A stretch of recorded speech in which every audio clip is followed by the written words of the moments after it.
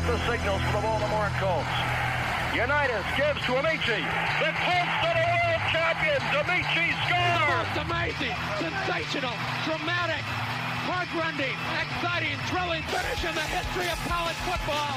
California won the big game. 5 seconds left in the game. Do you believe in miracles? Yes! Unbelievable.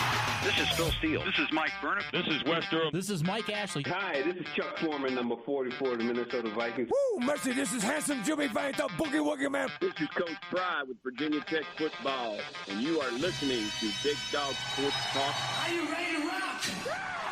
Are you ready to roll? Okay, let's do it. You're in the doghouse with Rick Watson on Big Dog Sports Talk, presented by Pulaski County Sports and Entertainment. Join us in the Family Fencing Studios and chime in on the McClellan Chiropractic chat line. He's keeping cool with help from Little River Heating and Air, but this show is straight fire. And now, the big dog, Rick Watson.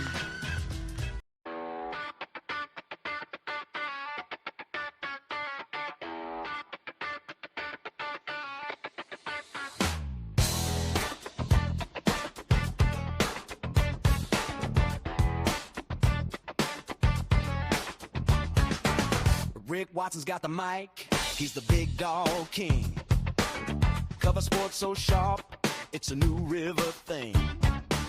Virginia Tech fire, rapid pride too. Every stat, every play, he's bringing it to you. He's got that voice, deep as the valley, breaking it down, no dilly, no dally. Big dog sports talk, feel the bark.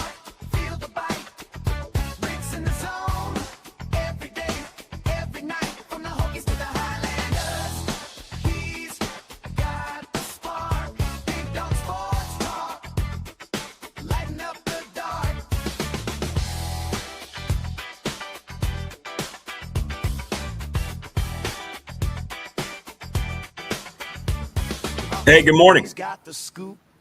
How's everybody doing here on I don't know what kind of a it is. It looks like cold rain. We all know that it looks like all the schools are 2 hours late. What do we get? Did we get ice? Good morning. I guess so. Steven says good icy morning. None here at the Family Fencing Reiner Studio. How's everybody doing?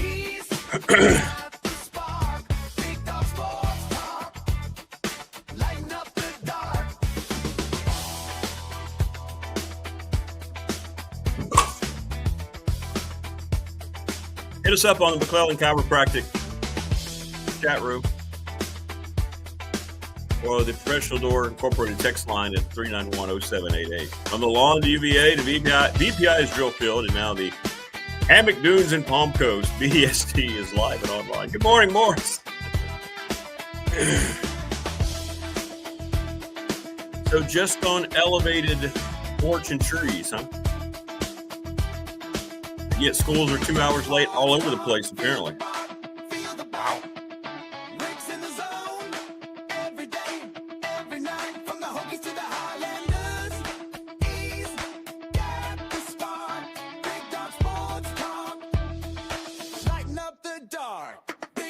Yes, sir. All right. So, when you grow up and you always hear your dad talk about how things were when they were growing up, and you would roll your eyes and you would go, okay, it's a different time, Dad. Especially when bad weather came, winter weather came regarding schools. The stories of trudging through the snow, having to walk through snow, to climb the hills, to get to class. And you would roll your eyes. Well, as you get older, you realize that you understand why your dad did that, because I feel that way now. So here in Reiner, right now, I walked around here on my parking area. And usually when you see ice, when ice forms, it will form on your vehicle fairly quickly when it's been sitting overnight because it's cold. So I reached out and, I felt rain, felt some cold rain, felt the wind chill. Top of the trash cans are usually a good spot as well for ice to accumulate. There's none there. And then I look down and see that all the schools are 2 hours late. Anyway, and that's fine because there might be areas that had some ice. Look, that's fine. But here I go back into my dad mode. I can remember vividly, and anyone remember your high school days up at Pulaski County High School? The area that's covered by the canopy that connected the lunchroom to where the buses pulled up, the main parking lot there. We called it the smokers area. That's right, Stephen. There's a lot of hot air in Reiner from 6 to 8:30. Good morning, Opal. And I remember we would be walking in between classes or having lunch. We'd walk out, and there were a couple academic buildings on the other side. And you'd be walking, and you'd look, and you'd see the snow piling up. And I remember me and my friends going out, and we'd stick our fingers in the snow and say, "Hey, how deep is it?" "Nah, it's only 2 or 3 inches. They're not going to close us today. They're not going to send us home." And now, because of some cold rain, everybody's delayed. Here's more. So I remember growing up on a Newport farm, colder than a witch's teat on Halloween night and feeding cattle. Have fun. Yeah, absolutely. Every morning. Growing up on the farm, for me, every morning. Snow would drift up to the fence post, walk half a mile to meet the bus. God help me through it. Exactly. And that's what I feel like this morning as I ran my fingers across the Jeep going, it's rain. It's rain. You think that's next, by the way? Do you think that when it just rains, they're just going to let everybody out of school? Oh, sorry. It's raining. Just say we didn't have the luxury of getting out because of a cold rain. But I will say this, Balboa Creed's out in it, and he's doing his thing, so we'll keep an eye on that. I don't know how long that'll last. Well, it has happened, and color me surprised. Bob Chesney is the new head football coach at UCLA. And, it had been kind of rumored, and there'd been a lot of scuttlebutt. And I kind of knew it was going on for the last couple of weeks. When we had Matt Rohn on, I didn't want to ask him that question. I think he and I both knew where that situation was. And the JMU head coach has a 5-year deal to be the new head coach at UCLA. And he's going to be allowed. Look at this. Look at the difference, by the way. He gets to coach the team in the Sun Belt Championship. If they're fortunate enough to make the playoff, he'll be coaching them there. And I wish him well. I think he is a terrific football coach. If you look at all the places he's gone and rebuilt, it's like he's 85 games over 500. He's exactly the kind of coach that a program like UCLA needs. And I would love to be able to talk to him and just say, look, I understand the whole Big Ten connection has to be a major attraction for him. Because if UCLA were still in the Pac-12, I don't believe there was any chance he would even consider. But the fact they're in the Big Ten makes me think that had to be the turning point, although he's still going to be living and coaching in the same area. I don't know what kind of West Coast ties he has. Recruiting, though, has changed so much because it's mostly about money. UCLA is going to have $30 to $35 million in NIL. That was something that had to be very attractive for him. Yeah, we'll have to wait and see what Penn State's going to do, Paul. Yeah, that whole thing, rumors about the BYU coach. Apparently he blew them away when they had a conversation last week, like floored them. I mean, he's been successful. But imagine going from a Mormon community to a blue blood. I don't know. But Chesney to UCLA, Paul, is the one to me that, I mean, I knew he was going to be a Power 4 coach. I had hoped it would be in Blacksburg. But he may have looked at it two ways, right? Todd Grantham brought up yesterday he could set out, be the number one pick, so to speak, next year because, you know, JMU's in place to have another big year. Or he could take an opportunity, and haven't seen any numbers yet about what he's going to be making, but you think about he's going to have life-changing money from what he was making at James Madison. And I would hope that during these conversations that apparently been going on for quite a while, we'll get some clarity. Matt Roan's going to join us again December the 16th, and we'll get some clarity about this whole process. And by then they'll have their new head coach well in place. I would hope that he gets questions answered that I know I would have about the UCLA job that has not been committed at all to trying to be a big-time football program even after they've moved into the Big Ten. It's been a very strange evolution in a negative light for UCLA.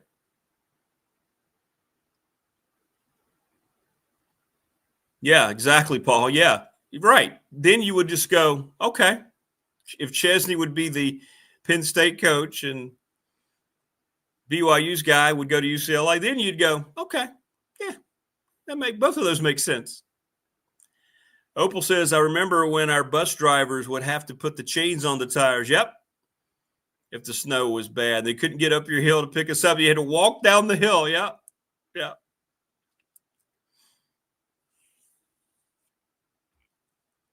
So, yeah. Chesney to UCLA.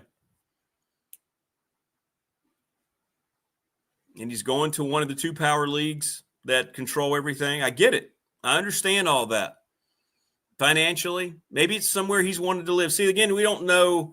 It's easy for us to project how we view it. And it's fine for us to have opinions, but we can't dictate what other people choose to do with their lives. And he's worked his tail off.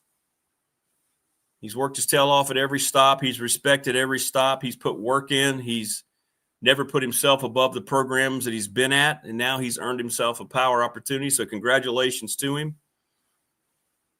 I just hope it works out for him. Because the risk you run is, you know, Todd talked about it yesterday, right?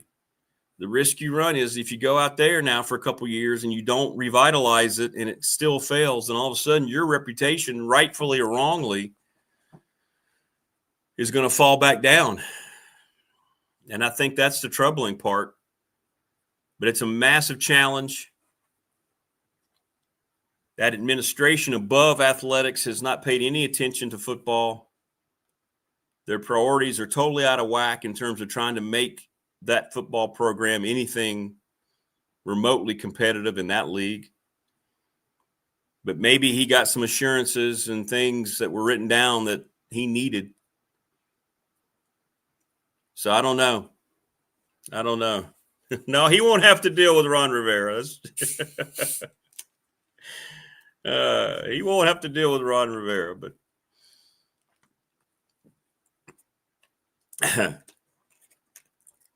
so there you have it. UCLA has their new coach, and kudos to them. They backed into one of the best coaching hires of this whole cycle. And I know all Tech fans are so giddy over James Franklin, and we already see what he's doing in recruiting. He got a bunch more guys yesterday. He's really hitting the offensive line, which we knew was going to be a big push, him turning the roster over. But I still would have loved to have seen Bob Chesney and Matt Roan come to Blacksburg as a duo. But you know what? I'm sitting here and I'm having this conversation, and I remember back on the radio show 2 and a half years ago, when Curt Cignetti took the Indiana job, another job in the a downtrodden program in the Big Ten that may have been the worst program in the Big Ten. And I remember the same conversation circling that whole thing. Why in the world would Curt Cignetti go to Indiana? They have nothing. They have no recruiting base. They have no facilities. They haven't won in 70 years. Why would he go to Indiana? And it would be silly to project that Bob Chesney is going to be the second James Madison former coach to go into that league and have surprising, unprecedented success. But look where Indiana is now. Curt Cignetti has ruined it for all these other coaches with the success that he's had in Bloomington, right? This is why you're seeing, I think, a lot of pressure be applied. They're watching what he did there. 2 years at Indiana. In 2 years, he's in the tournament to play for a national championship. And I never saw any of that coming. And now he's elevated himself, arguably, as the best coach in the country. Now, it'd be, again, silly to think that Chesney's going to do that at UCLA, because I know one thing Cignetti had going for him in Bloomington. They were 100% dedicated to getting football up to snuff in that league. They got tired of being dormant. They had a lot of people that were donating saying, we're sick of this. Indiana can be a good football program. And here he is, 23-2. It might be the most amazing modern coaching job. Y'all can help me. Is it the most amazing collegiate coaching job turnaround that we've seen in the modern era? What Chesney's done in Indiana? I mean, you have to sit and think about it. For it to be that successful at a national championship level that quickly, is that the biggest one that we've seen? And Chesney hopes to replicate some of that success at UCLA. Good luck. I know a few people out there. I know a couple of the guys that run the Bruin Report online. Tracy Pearson and David Woods, good guys that I've gotten to know over the years. I met them both when UCLA played down at UVA several years ago. And the way things have deteriorated around that program is unprecedented. UCLA has got a national championship in its history. They're 17 bowl wins, one of the winningest programs out west in the history of college football. They've always been right there in LA with all these natural benefits. They had Terry Donahue, who nobody appreciated. Then they had Jim Mora. He just took the Colorado State job after rebuilding UConn. They ran him out of town. They haven't hired a good coach since. Thought they had it solved with Chip Kelly, who was an absolute ass clown. And now they bring in Bob Chesney, who on paper is way too good of a coach. UCLA doesn't deserve him, but they got him. And I have to tip my hat. He gives me a hard time now because he watches some of the show, and he loves it when I just call him Big Ten guy. But he maintained all along that was what he was hearing several weeks ago. And I was like, oh, come on, man. It's not going to happen.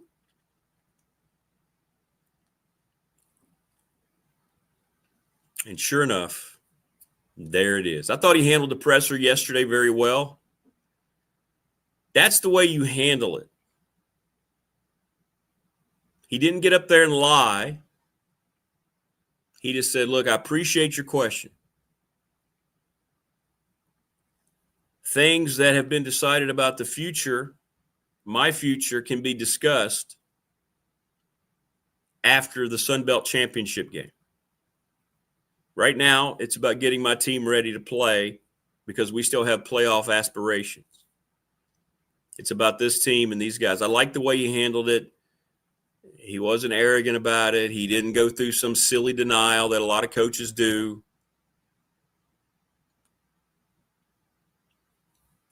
quickly turned it to the attention of his team now. And kudos to Tater, Matt Roan. Of course, he's a class act. Of course, look at the difference. He's going to let his coach out their season. What did he say last week? I mean, we had him on the program last week, and what did Matty say? He said, if I were any power for AD, I certainly be calling me. Why wouldn't you call me and ask about Bob Chesney, knowing that he was gone last week? He's generally excited, by the way, for him. He's thrilled for the family. They've gotten very close. There's no animosity. As a matter of fact, they're pretty close to having their new head coach in place. He's been working for a while, and that's how good that guy is. So they'll have an announcement soon at James Madison for Chesney's replacement. He's not panicking. People are thinking, oh, what's JMU going to do? He's been working on this a while. JMU is an extremely attractive job. Hang on just a second. I've got a water-saturated Balboa Creed wanting back in. Hang on.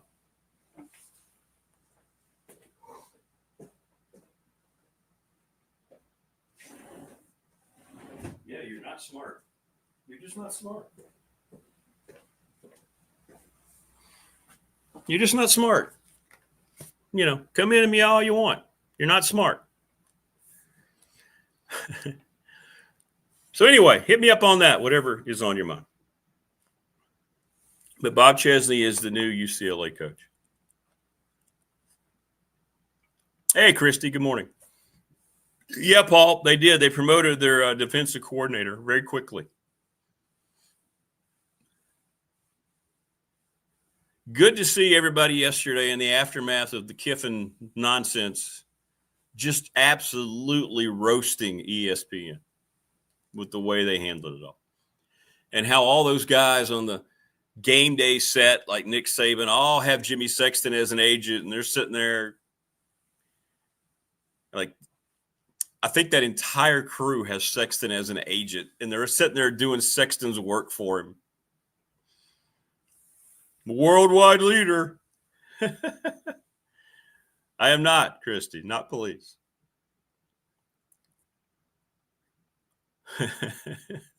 Thank you, though. So, yeah. So there it is.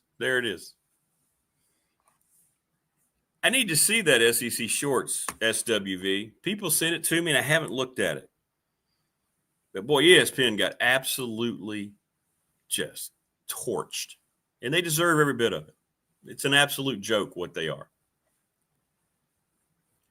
Us country boys and custom farming knew everyone. Robert Kissinger, as bus driver, would have had us boys get the chains out from the back and put it on. Yeah, hey, guys, get the chains out, put them on.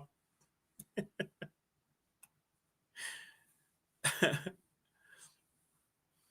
mean, I just let Creed in because he's stubborn, right? I got to go out. It's my morning. I'm going to go out and hunt. No, you're not. Okay, I'm going to go. He comes back. He's sitting here. He's got water all over. And I felt again, there's no ice here. I can't speak for everywhere, but there's no ice here in Reiner, at least at my house. Now, I live on top of a big hill. I'm the apex of the neighborhood. So maybe it's different, but you would think here at the higher elevation, I would be a little more apt, right?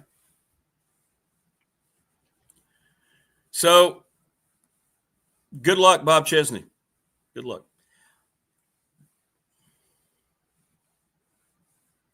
Is that Montana, Robert? Good morning. Wow. Is that Bridger, Montana? Bridger? I don't want to say it wrong.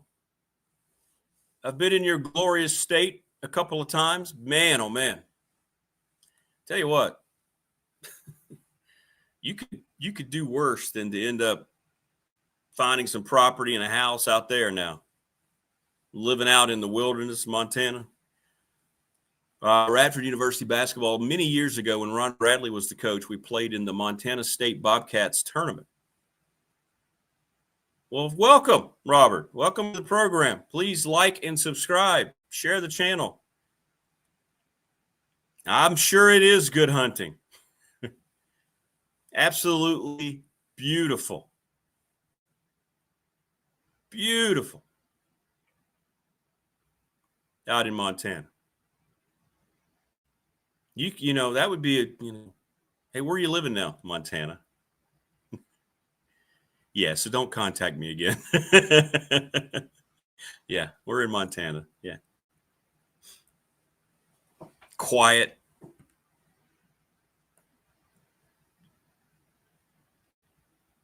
Rick, you're not going to UCLA to be closer to Selma, are you? Well, maybe. I might be going with Chesney. We live on top of a mountain. Hey, there you go. There's no better way. My dad told me many years ago. Just things that you remember. He said, when you get your house, try to either build it or buy one. It's on elevation. We lived on a house that was up on a hill at the farm because the water runs down the hill. And he used to always have a big, I wouldn't say fear, but concern about flooding and things like that. So he would say, and you probably know, Robert, right? So the drainage, we never have to worry about. Everything just runs right down the hill, the bottom, or away from your home. I didn't understand any of it at the time, but now I get it. Now I completely get it. He was right. Dad was right. 100%. 100%.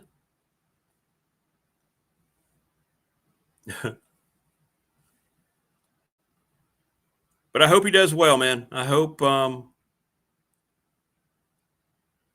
Chesney has a lot of success, and we'll see, exactly what happens with that program. Yeah, I could live with Selma in Montana. Robert, if I brought Selma Hayek out to Montana, would I be welcome? She's the official girl of the program, by the way, even though she has no idea. Good morning, Mr. Lester. How are you? So already after yesterday, Tech, by the way, because folks have asked on our Professional Door Incorporated text line, 4 offensive linemen, the running back Mickens, the tight end Peterson, spelled really cool, by the way, Peter, Sohn. Love that. The Hoon kid, which we told you yesterday, it was common sense. But look, I know the kid wants to do his own thing. That was no drama that he was going to pick Tech because Tech was never in his picture. Oh, by the way, I'm announcing on Monday, Tech or Penn State. Gee, huh. So they got him, and hopefully he'll develop into the quarterback. I think they're still going to have to get one out of the portal to be the guy next year. The linebacker, Llama, they've got star names beside them, but I don't care about stars. I just want to see what they can do when they get here. All right, Robert. Good stuff. Derek, I don't think there's any question. It could be argued that the UCLA job could be a bigger challenge than Indiana. 100%. Does Neuheisel stay around? Probably not, but he's done a nice job, right? Jerry Neuheisel, I think he did a nice job with that. I mean, I know one thing. His play calling got helped lead to James Franklin getting canned in Happy Valley. It feels like Lincoln Riley's looking to get out of USC. It does. It does.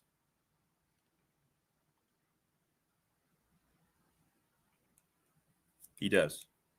And we'll see how these players develop, right? We'll see how it happens here. These are all kids. Not all. Most of them have been guys, again, as Todd so eloquently put it yesterday, that had NIL deals as recruits for Franklin at Penn State. So naturally, they're going to follow him to Tech. And we talked about this after the hire. He's going to flip the talent level of the roster very quickly. People falling in love with these star rankings. I just don't. You're smarter than that, audience. So Hune is the guy, the quarterback. But we should start getting announcements, I would think. Now I'm getting all these texts on the text line about me and Selma in Montana. That's when that's a good one. We're standing on top of the mountain there, Wayne, she and I.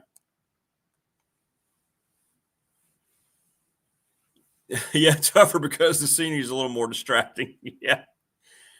Been on UCLA's campus about 7 or 8 times. When I went out to LA went out to San Diego to watch the Padres, being a UCLA guy, I would always go and check out Westwood. Beautiful, just beautiful. And yeah, it's a very pleasant visual experience in Westwood. But Derek, you're 100% right about the UCLA. It's going to be a bigger challenge in Indiana, just because Indiana was dedicated to football. Martin Jarmond, the director of athletics at UCLA,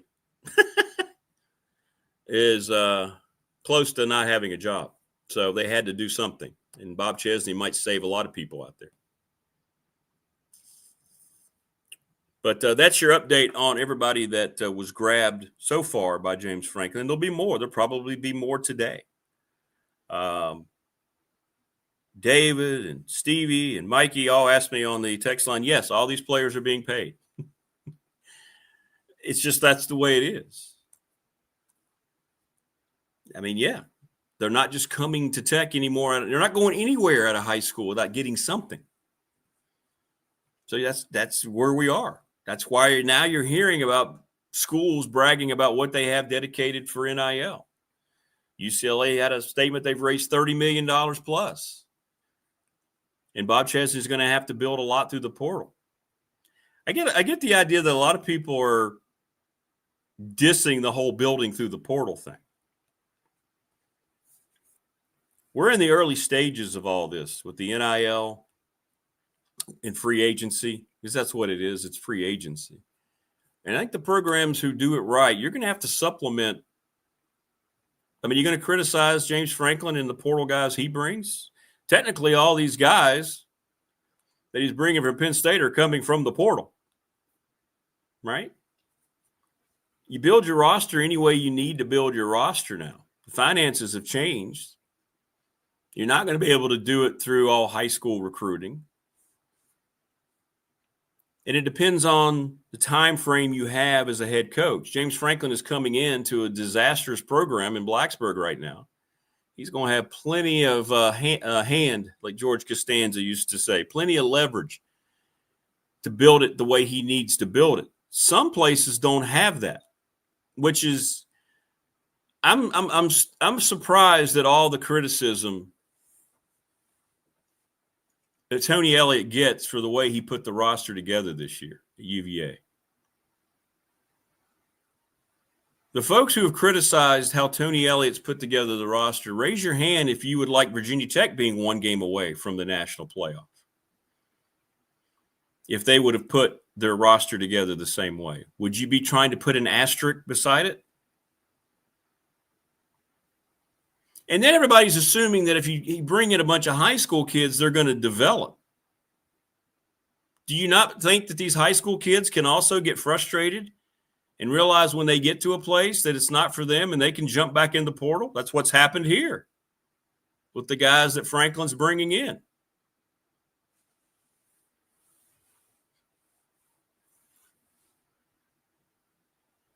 Virginia's a game away from the national playoff. Do you think anybody in Charlottesville gives a damn that the majority of those starters came from the portal? What am I missing here? Everybody's thinking, well, he can't maintain that. Why not? If they had those kind of financial advantages going into the season, it's going to be even more advanced now. You're going to have more donations. Let's talk about this from the same perspective as Tech hiring James Franklin. Immediately, more donations, excitement around the program, more money going to come in, right? Revenue. We talked about that. And people have been giving. People are excited. Well, what do you think happens when a program like Virginia, who has a lot, and I mean a lot of very wealthy alumni, see this program with potentially playing in the national tournament?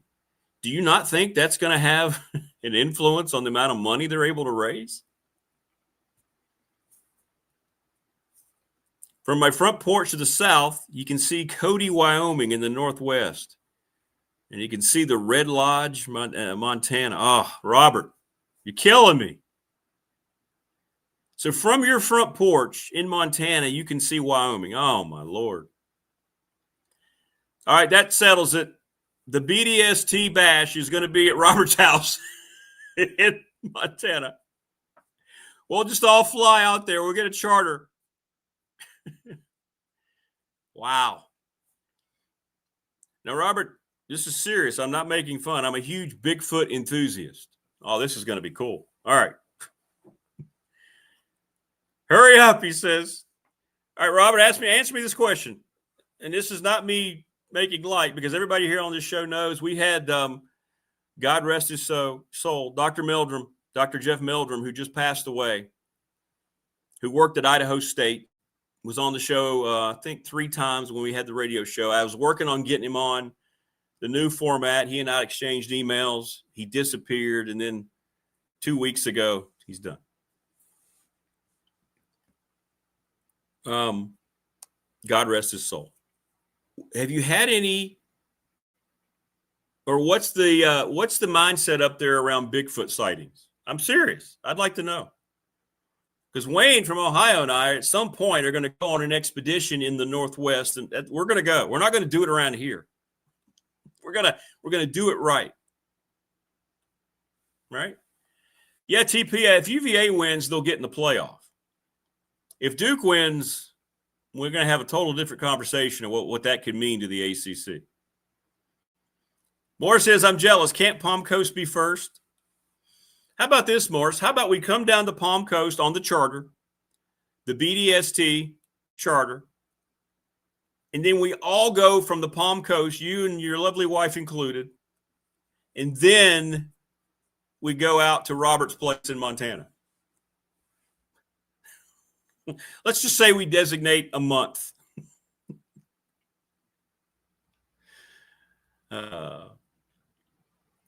It's pretty cool, man. Very, very cool. Very, very cool.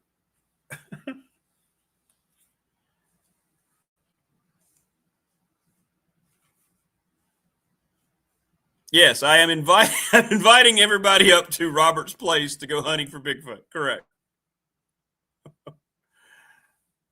But yeah, TP, UVA would make the playoff. That's kind of what they've been talking about because of where they are now in the ranking. But Duke, I don't know. Marvin Miami joined us here in just a little bit. Oh, I got to send her the invite. Hang on. I got to send Marva's going to be mad. Let me send Marva her invite here. And we get to see Marva's lovely face. Talk to her about Thanksgiving. That's so cool. I'm just imagining what Robert's got when he looks out his window every morning. This is Montana State's campus is beautiful, by the way. The Bobcats. Beautiful. Very nice people there. I remember that. That same year, we went to my very first trip at Radford was playing in Alaska. Went to Alaska and Montana in the very first year. I was the voice of the Highlanders.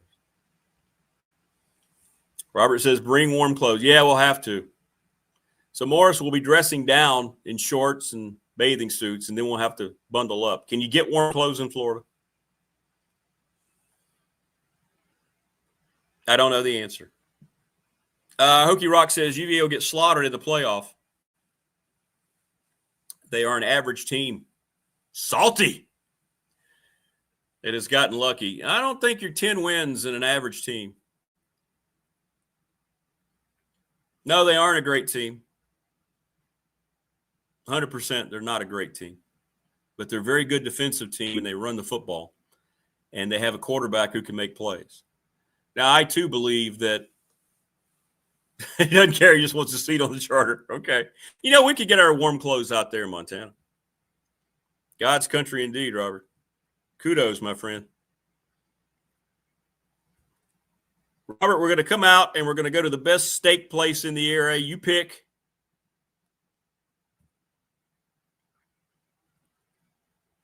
We're all going to dine, and then we're going on a Bigfoot expedition.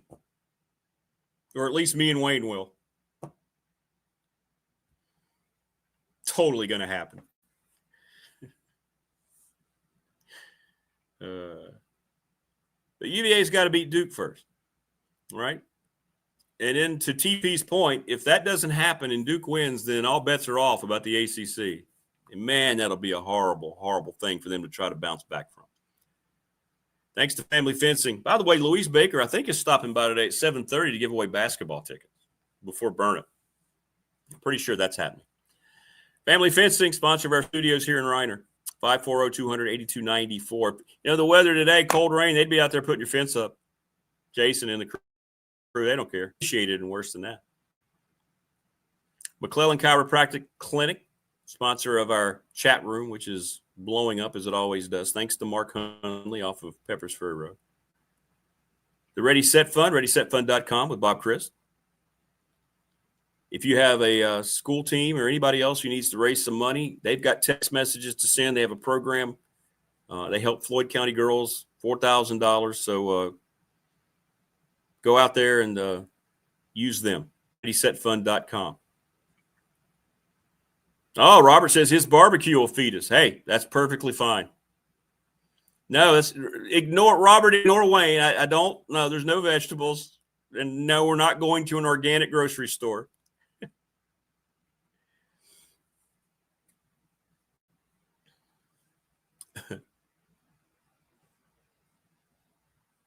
And Derek, you're all over it. He got the quarterback position right. He's the straw that stirs the drink. Chandler Morris is an exceptional college quarterback, and he fit everything that he needed to help bring it all together with all those new guys. Yeah, he did. He did. And that's what you have to hit on. And that's what James Franklin will have to hit on in the portal for his first quarterback. And we have one 80 miles away. See, they put all that. There you go, Wayne. Sorry, Wayne. If you're going to go on the organic grocery store shopping spree, well, you're going to have to drive 80 miles, my friend.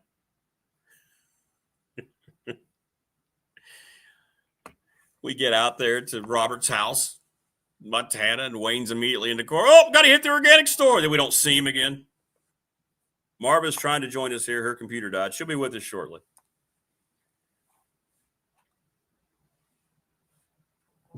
No, he doesn't need a Panera. No, he does not. It's okay, Marva. Let me tell her no worries. She's texting me frantically now.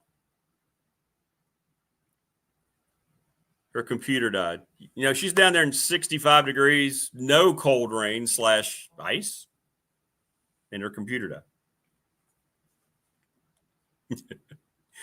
Thanks to Travis Williams, Professional Incorporated Residential Commercial Garage Doors. Family owned and operated, 38 years in business. They have a full fleet now of workers. He continues to grow that business. Thanks, Travis, sponsoring our text line. He's known. He's best friends with Matt Rohn. He's known even before me about Bob Chesney to UCLA. National Bank member FDIC, the exclusive banking partner, BDST on YouTube. Thanks, Larry Ramsey. I've been with them for 35 years. Great customer service. Sometimes I just go in there just to talk to the gals down in Radford. They're just wonderful, wonderful. Brad DiNardo to Larry Ramsey. Yeah, that's big time. BDST Fan Question of the Week brought to you by the attorney Ryan Pry. Who wins the ACC championship game? 701 West Main Street. He specializes in trust and estate planning. Will it be UVA or Duke? Just let me know your pick. Who's going to win on Saturday? Little River Heating and Air, 295 Radford Street in Christiansburg, 540-553-2971. Do not let your units go, your heat units go, without being serviced, tested, replaced. Charles is the best in the business. They keep costs down. Great communication. One of the best experiences I've had with a contractor. Go, just give them a call. Don't waste your time anywhere else. And thanks to Jonathan Sweet, Tim Miller, we're presented each and every day proudly by Pulaski County Sports and Entertainment. They made some national news. They're now part of the drag racing strip tour. Just continues to roll along for those guys, man.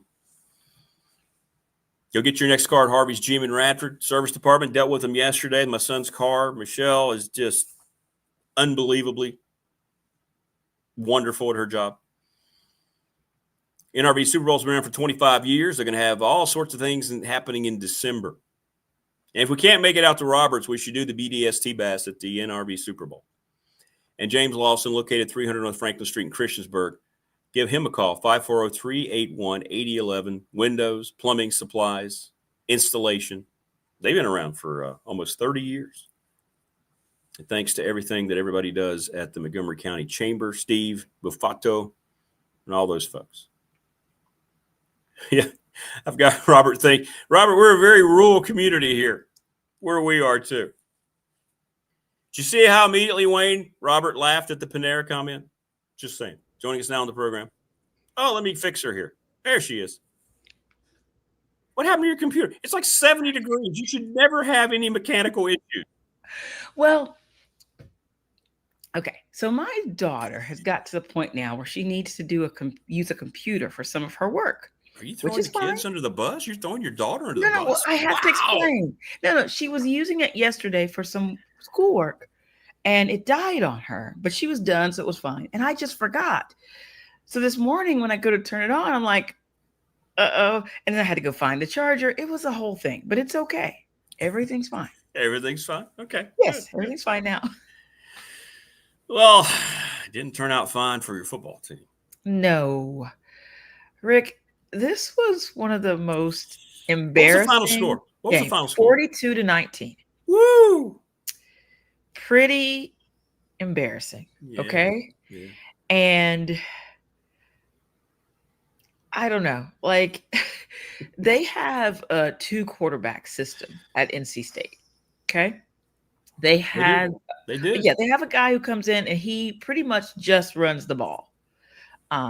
Will Wilson, and he scored 4 touchdowns. And you know what he's going to do when he comes in the game. You know, like you should have known before you went out on the field, because of course you've been watching tape on NC State. Right. But after he scored the first one, you should have known.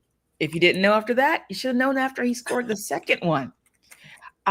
Surely after he scored the third, you would have been prepared. But no, he scored 4 times on the heels, and it was pretty bad. Like Gio Lopez got knocked out in the third quarter with an injury.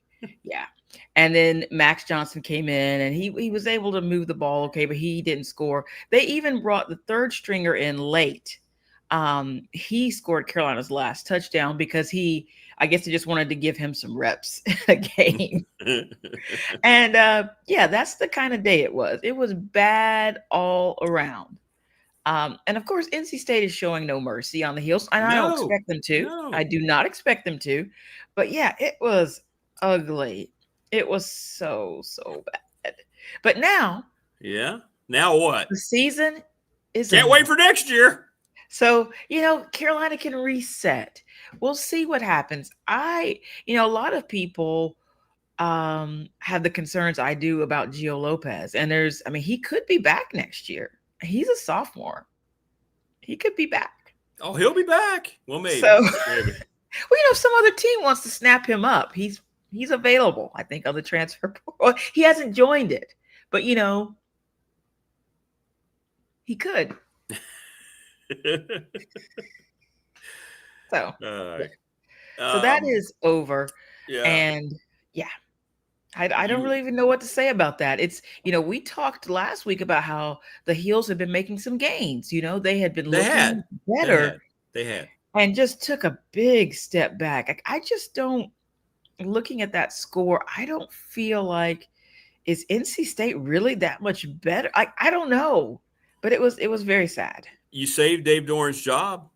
Oh, yeah. He says that every year. It's like, he's back. They announced he's coming back. He says that every year. It's like, I keep beating Carolina. Yeah. He does. He does.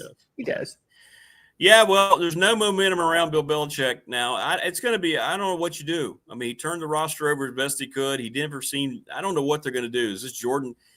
I think the best thing that can happen to your programs is there's some kind of announcement that they're no longer together. And then maybe you start to get a football Bill Belichick back, whatever we've got now. Like Paul just said, strawberries. I think he was more worried about their vacation than he was coaching the football. It's just, this whole thing is just the most. I don't think enough people talk about how just crazy this whole scenario is. It's very crazy. It's very weird. And the whole thing is, I know it would be weird for them to be dating under any scenario. But the thing is, right. Yes, if they were dating and we didn't have to hear about it all the time, it would still be weird, but it wouldn't be top of mind for people. Like, I just don't want to hear about it. I don't want to see, like, it's crazy to me that TMZ is paying attention to what he's doing and taking pictures of them. It's crazy, right? I just don't want to hear about it. No. Keep it at home. Okay. Just keep it at home. And then I don't think about it or see it. Rick, they'll never top the images when he was at the cheerleading competition with a look on her face and him sitting there. Oh my Lord! Well, to me, those were really funny. Like, I just thought those were hilarious. You can't make it up. They were. It's like a comedy skit. Yeah. I mean, but the things that I can't get over, the one was when Carolina played UCF and they had that shot of them on the beach. Yeah. And I know you found that one online, and I'm sure you could find it again. I think I actually showed it here on the show. I think I had it. Yeah, I did. Doing like a gymnastics or cheerleading. Yeah, she was doing like a. He's like on the ground or on the beach, laying down. He's got his feet up, and she's like on his feet, and they're doing some kind of weird formation. Like I said, it looked like a cheerlead. Maybe she was practicing for a cheerleading move. I don't know, but see, I should never know about that. No. You know. If they want to do that at home, that's fine. I just don't want to know. Wayne just sent it to me. I won't have time. Yeah, there it is. There it is. Yeah, you don't have to share. Are you going to share that with everyone again? Nobody wants to see that, Rick. That's Bill on the bottom. Thanks, Wayne. There she is. Yeah. Nobody wants to see it. Wow. Nobody. No. So that's the type of thing. That is a distraction. Thanks, I mean, Wayne. Just the fact that they were dating and we didn't have to see it. Whatever. Yeah, it is grandpa creepy. So, but I still feel like he's, people have talked about his quick handshakes after the games, and he's given these very quick answers to reporters. People shouldn't be surprised. He did the same thing with the Patriots. He's just kind of a crotchety guy. But the thing is, I'm hoping that personality, that hating to lose, is going to come into play, and they're going to figure out something in the offseason, and Carolina will be much better. Like, I want to see him go on a revenge tour next season. That's what I'm hoping for. And I have to hope for that because, there's no bowl to think about. So that means he has plenty of time to focus. Like, where are the holes here? What do I need to improve? You know what the good news is, though? Yes. And this is serious. Because your AD, Bubba Cunningham, had nothing to do with this. He did not want Bill Belichick. He wanted John Sumrall. John Sumrall. By the way, got to talk about that later. He's the new Florida head coach. Yeah, arguably the best hire of the cycle. Anyway, so the fact that boosters did this, the money people, and you know how impatient they get. Yeah. If this doesn't work next year, they're going to pull the plug on their own project. I would think. Don't you think? He's probably got Bill Belichick. He's going to be 74. They won't. The money people who paid for this aren't going to just keep. Yeah, they're going to say this is a failed experiment. Let's move on. Correct. But I do think, he's going to get another shot at it next season. And I mean, I have to believe Carolina's going to be better. It's hard to imagine how they could be worse, right? Yeah. It's hard to imagine. Well, you never know. I Rick, we've got to hope because I can't keep going through this. Like, I didn't even want to watch that whole game, but I knew I watched it because I knew I was going to come on here and I had to talk about it, but I didn't want to. I wanted to turn it off. It was that bad and it just kept getting worse. And I kept hoping there'd be some kind of bright light. Even when Max Johnson came in, because he has had some good series before when he had to step in. I was hoping he would be able to do something, but he couldn't. And it was just ugly, Rick. It was ugly. I mean, it was ugly. The 42-19 is an ugly score, but honestly, it was uglier than that. It really was. Well, they showed up and played really hard against, Duke, let that one get away, and then they had nothing the next week. Nothing. Yeah.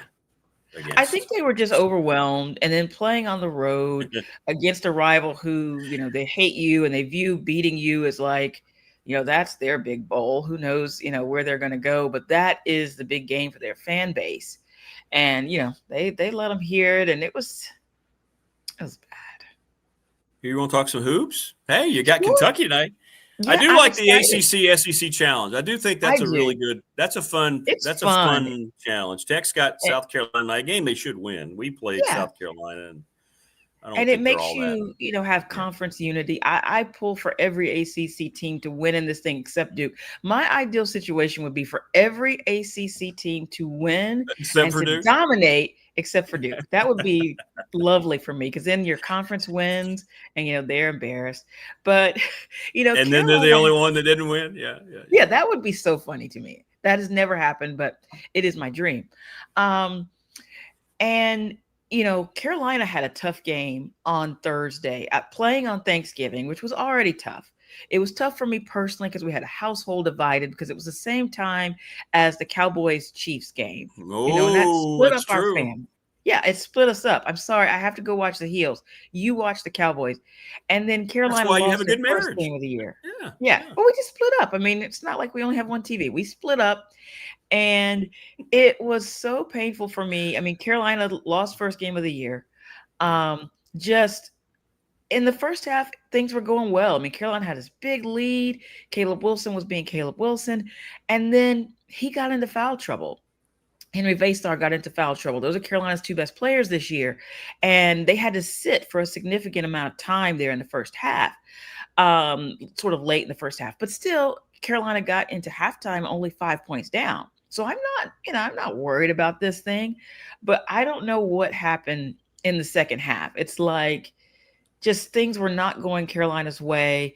Michigan State was just scoring at will. I mean, it was guys who don't even normally score that much were just scoring a lot. And then Carolina went incredibly cold, especially from three. And sort of forgot what they were doing in the first half so well, that sort of inside-outside game. Forgot that completely and was just chucking up threes that weren't going in. And it was so bad. And so the final on that one was ugly. Your hubby's happy, though.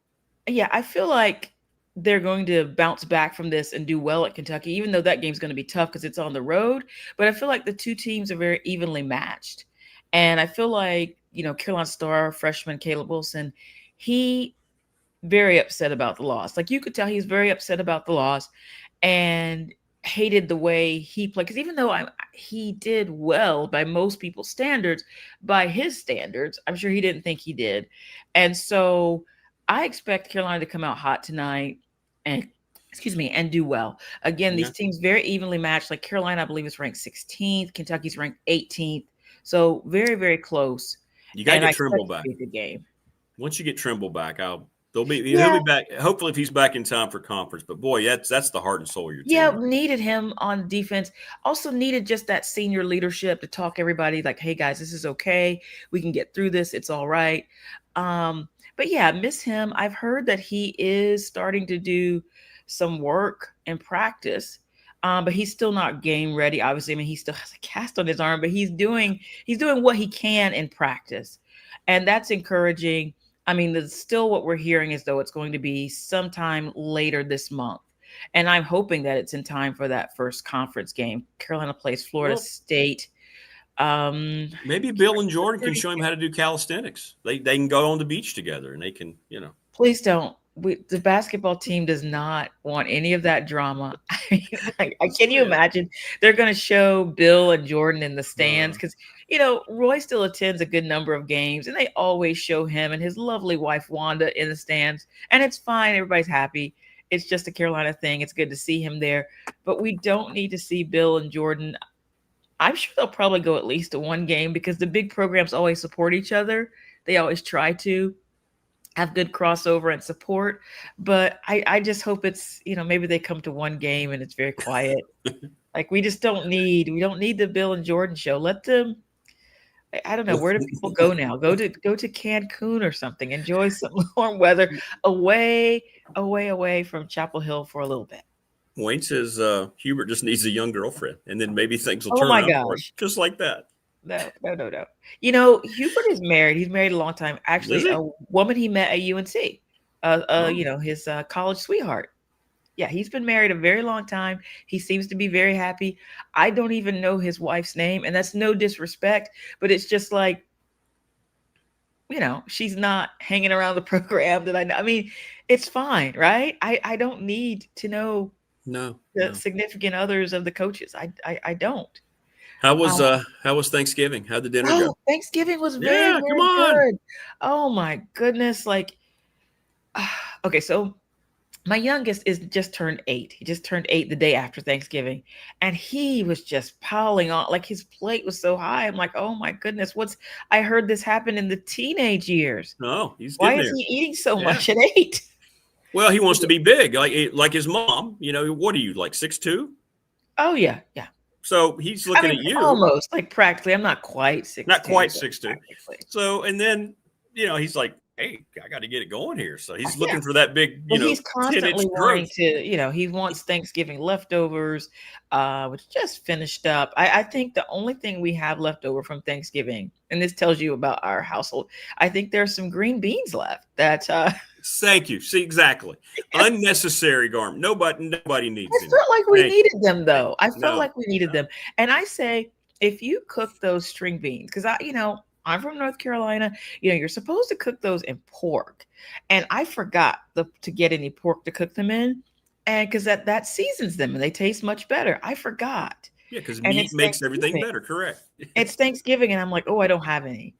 So like fried up some bacon and then I cook the beans in the bacon fat, which is supposed to help, but it's not the same thing as letting them simmer for a long time. And I couldn't do that. So I understand that they're still there, but he did eat them, but they're just the only thing I think that's remaining. Is I'm probably going to throw them out tomorrow. What kind of pie did you have? Sweet potato pie. Sweet potato pie. That's right. Yes. That's right. And my husband went out and bought a pecan pie. Okay. And I do say pecan. Again, I'm from North Carolina. And it wasn't very good, but it was a store bought and I don't mind him buying it at all, but it wasn't very good. And that's one of my favorite pies. It really is. It's a super sweet pie. I love it. But yeah. And he also bought it from I don't know if you have a store called Sprouts there in Southwest Virginia. No, we don't have a Sprouts. No. Yeah, Sprouts is like a little foo-foo store where they sell supposedly healthier options. We have Aldi, an Aldi chain here. Yeah. Well, I think maybe that's why the pie wasn't very good. They probably did something to make it healthier, and it's not supposed to be healthy. Okay, it wasn't very good. I had one small piece of it, and I said I'm done with it. And so there's still some of that left. I think he is eating it. I don't think anybody else in the family is eating it. I have never set foot into the Aldi here in Christiansburg. Well, I hear good things about Aldi. It's discounted stuff. They sell a lot of store brands. Isn't it all healthy? I don't think they're healthy though. I just think they sell a lot of off brands, which makes the cost be lower. Oh, okay. Maybe I should check it out. A lot of people don't realize, even your other grocery stores, if you see a store brand, a lot of times the big brands also make this stuff. But they it's not quite the same, maybe I don't know how they get the cost down, but it's because it doesn't have the name on it. So I've heard good things about Aldi. I would go check it out. We have them here, but we have so many grocery stores here. I haven't. Our big store here is something called Publix, which I don't know if there is. Oh yeah, I know what Publix is, but I see those on the road. Yeah, they're nice. If you ever get a chance to go in, nice. They're known for their delis. They have and they also have good bakeries. Yeah. We've had to hit Publix a lot on the road to get stuff for the team over the years. Yeah. Good stuff. What when you were younger, but people are at Prometheus, what sport did you play? You were pretty athletic, weren't you? I played volleyball. Volleyball, that's right. Well, that makes sense with your height. Oh yeah. I was constantly, Were you an outside hitter? What did you do? What was I? I was mainly setting the ball, but it's one of those things, Rick. When I played in middle school, I was invited to come and try out for the high school team, and because like you said, I'm a pretty tall person, and when I went to high school, these girls were so just they were towering over me, which was really weird because I was already so tall that I was just like, you know what? I think I'm just going to hang it up here. And so I actually did not play in high school. I probably could have sat on the bench. But yeah, they were tall. I saw these tall trees. It was very Very much so. Well, that's what it is at Radford. We've got like 6'4" girls. You're right. It's just like, wow. Cool. I mean, volleyball is big. It's one of those sports that if you're good, like you said, you have that team there at Radford, you can get as a girl, get a college scholarship pretty nice to play volleyball somewhere. Because there's a lot of, sports, obviously women's sports, the college level, but that's one of the ones where you can get a full ride to play volleyball. If you're premier player, like we think about softball and stuff, but a lot of those schools, the softball scholarships they give, they're not full rides. So volleyball is when you can get a full ride if you're a very good player. And so I was on that trajectory, Rick. Okay. But went to high school and I just decided to focus on my academics. Things changed. And I was in the band also. I played the flute. I knew this. Yeah. I remember you were a musician. On top of everything else, all of your wonderful gifts, great news gal, great. And now you're just, you could join a band today. Oh yeah. Any band that's looking for someone to play the flute, I'm here. I mean, I used to take it out every once in a while just to make sure I could still play scales and things. And I remembered them, but I haven't taken it out in a while now, so I don't know. Okay. All right. Well, great stuff as always. Give my best to your family. Tell your hubby I said congratulations on his Cowboys. I guess when they're not playing the Broncos, they look pretty good. He's very excited now. He's very excited. And just real quick, because I know where you're kind of going over, but when Carolina lost that game on Thanksgiving evening, I was hoping that the Cowboys would lose too, so we could both be mad. Sure. And then, of course, they had to go and beat the Chiefs. Yeah, and then I've been hearing about it, and I know they keep replaying the game like on NFL Network or something. Because every time I turn around, it's like, you're watching that again? What is that? What is happening? So yeah, he's very excited. Just remind your husband that every time he gets too excited, that their worst loss of the year came to my Broncos. Oh, that's all. Just remind him. I'm sure he remembers. Yeah, but he's on. He's moving on. Yeah, you got to go to the next game. You don't dwell. You got to go to the next game. Are the Cowboys going to make it to the Super Bowl? And I don't mean just fans. I saw that on the bottom on the TV screen the other day, and I was like, "What? Really? Yeah, no, they're not." Well, that's what I saw, and I was very shocked because I mean I hear it at home all the time, but I know that's just Cowboy fan deluded thinking. Correct, deluded. Yes, correct. They haven't been to one since '94, so remind him of that. Remind him of that. I do. All right. Well, stay warm. Oh, I will. I know you will. I know. Probably only into 70s today. I don't. Ooh, wow. It may be low 80s. I don't know. I haven't checked. Is that like long sleeve weather, like a light? No. I still have on short sleeves, and my son is still going to wear. My daughter already left for school in shorts, and my son's going to have shorts on too. Yeah, your son's a man after my own heart. He refuses to wear any dress clothes whatsoever. My guy. Well, a polo shirt is the most I can give him. And then he doesn't like that, so I get it. He doesn't. He takes it off immediately after whatever event I've made him wear it to. Yes. Right. Well, all right. Give my best to everyone. You stay safe, and we'll see what happens tonight. Carolina and Kentucky. Okay. Yeah. Go ACC. Everybody but Duke. Everybody but Duke. There you go. All right. Be good. Take care, Marva. You too. Bye-bye. Marva and Miami. We love Marva. Marva's great. Great family. And I'm telling you, she has the two most beautiful children I think I've ever seen in one household. Every time she shows a picture, like, really? Really? So Robert says they have elk pie, deer pie, and antelope pie. See, Robert? You go to Robert's house, what kind of meat will you want? Oh, what about sides? No. You didn't hear the question. What do you want me to fix? We're totally going to just pack up the crew. We're going to go out to Montana. Yeah, Marva's great. Oh, Roanoke's getting a Publix. You'll have to let me know once you get in there, Wayne. Wayne says, as a Browns fan, I moved on at preseason. Oh, by the way, Wayne, let me know when you receive your signed John Elway poster I sent you, by the way. Yeah, I sent you that. So Louise is going to be giving away tickets a little bit later. And Mike Burnop joins us. And then Brian Seigla is going to join us here momentarily from the Boundary Corner. And we're looking forward to that.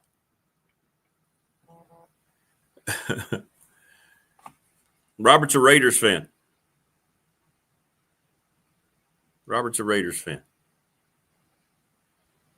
Just sent it, Brian. Just sent. Yeah, I was a little late. Just sent the invite. There you go. There you go. You should get it now. Hopefully he'll get it now. That's right. Prometheus is a Raiders fan. I bet you they beat my Broncos on Sunday. Broncos always struggle since they moved to Vegas, especially. Because the Broncos, let's be honest. You are what your record says you are. And that was a good game the other night. They did score enough, but they're a very incomplete 10-win team. That's the best way to put it. Very good defense. Special teams are good kicker, but not a very good offensive football team. What's up, Rotten Potatoes? How are you? And Jay said from Family Fencing, we know he's a Raiders fan. Broncos are the UVA of the NFL. Well, there might be something to that. There might be something to that. Could be something to that. Good defense. I don't have as much faith in Bo Nix as the UVA does in Chandler Morris. Yeah, Publix just made it to Virginia. You're right, Morris, because the Wayne said there's one in Roanoke. The Noke's going to have one here pretty soon. Yeah. Yeah. Yeah, we had to hit that. Sometimes we need snacks or water. And a Chad Hyatt, after athletic trainer, we'd hit a Publix wherever we were in the city or something. And I have heard great things about their deli. So, yeah.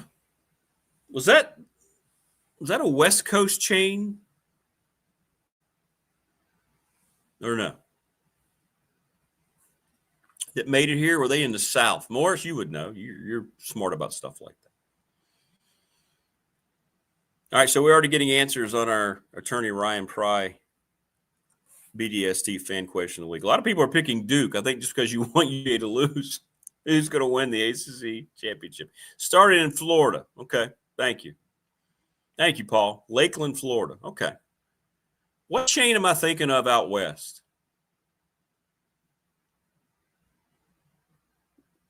I don't know. They're in the South. Okay. Ryan Pry, the attorney, Publix is based in Tampa. There we go. Okay. Thank you. Now, somebody let me know what I'm thinking of. There's a West Coast chain, too. Anyway. And joining us now on the program, and we're so glad to see his smiling face, is Brian Seigla from the Boundary Corner. And Brian, first of all, our sincere condolences to you and your family. And we've been talking about, I mentioned it last week when you weren't here. And I want to let you know how many people wanted me to tell you how we're thinking about you. So sorry about your dad. I know what you're going through, brother. So great to have you back, man. Great to have you back. Appreciate you having me, Rick. Really appreciate the condolences there. Means a lot. It was sad to miss last week, obviously, but it was good to be there with him and to honor his memory last week. So I appreciate it. Yeah, man. No problem, brother. No problem. All right. Well, let's talk about the things. And, when something like that happens, we find out really don't matter at all. But Franklin, as we had talked about, a couple weeks ago when we had you on, we figured that quickly we would see some of these guys flipping. And that seems to be happening now every day. There's a new guy who was committed to Penn State that's now coming to Blacksburg. And he's hitting the offensive line early as well, which kind of tells you what he thought. He and his assessment, the staff hasn't been announced, but he already has them, who he knows who he's bringing to Blacksburg. But they've looked at what has been one of the most troubling areas of the football team, the offensive line, and they're starting to stack up for the future. Yeah, and if you've watched any game that Virginia Tech has played this season, it's really evident, especially from a pass pro perspective, that the offensive line was a big hole that needed to be addressed. It looks like they're doing that. You've got a lot of big 6'6" plus guys that are committing. Some of these guys are already over 300 pounds. Looks like they may be, in a position where they could contribute early, if not year one. From a physicality standpoint, we'll see if the other pieces click into place there. But it's really good to see the trenches addressed really on both sides. We had a commitment as well on the defensive side as well. So I'm interested to see what these next kind of couple days bring us from a commit standpoint. I mean, we heard, Matt Seek may be close. A couple other guys on the defensive side, maybe pretty close as well. So we could end up with another, 3 to 5 guys in the next couple of days that are in that, high 3, low 4-star caliber range. Yeah, and and being able to not just bring in bodies, but to assess what you need is so important. And quarterback position, we kind of knew that he was going to get that flip as soon as the kid added Tech to the list. Yep. He's going to have to find his first quarterback, though, in the portal. And that's going to be very interesting to me, don't you think, to see how that all transpires and who that ends up being in the long run. Yeah, I think when you look at least for year 1, probably year 2, you're looking at somebody in the portal. I imagine that there are a handful of targets that James Franklin has circled as far as who he wants to approach once that portal opens up, and he can really get into it. There's a lot of potential there. There's a quarterback down at ODU that we could look at. There's a quarterback out in Cal that might have some transfer portal potential there with the season he's had right out the gate there. So I think those are 2 probably I'd keep my eye on. I'm sure there's some others there that Coach Franklin has kind of circled as far as his short list for at least the short-term quarterback solution in Blacksburg. Yeah, and that's the one thing the portal's added that to me is a good thing. It's because a lot of times you'll lose your longtime starting quarterback and you think, oh, now we're starting this young kid. He has no experience. Now you can go out. So many guys are looking to get paid bigger. I mean, you can go out and find a guy fairly, I won't say easily because it's hard to find a quarterback, obviously, even when you pay for him. But you have so many more options now, don't you, to immediately prevent a huge drop-off. And to be honest, with the way Kyron Drones played in 2025, anybody back there is going to be an improvement, right? I'm sorry. It's just he was terrible. He had a very rough year. Again, between injuries and just deficiencies in general, the offensive line didn't do him any favors. But at the same time, there was a whole lot of plays that could have been made by other quarterbacks that were not made by Kyron Drones. So you kind of got to take the good with the bad on that front. But when you talk about the portal, and James Franklin addressed this during his press conference and some of the other media he's done after that, probably year 1, maybe year 2 are going to be heavier portal years than we may see during the rest of his tenure in Blacksburg.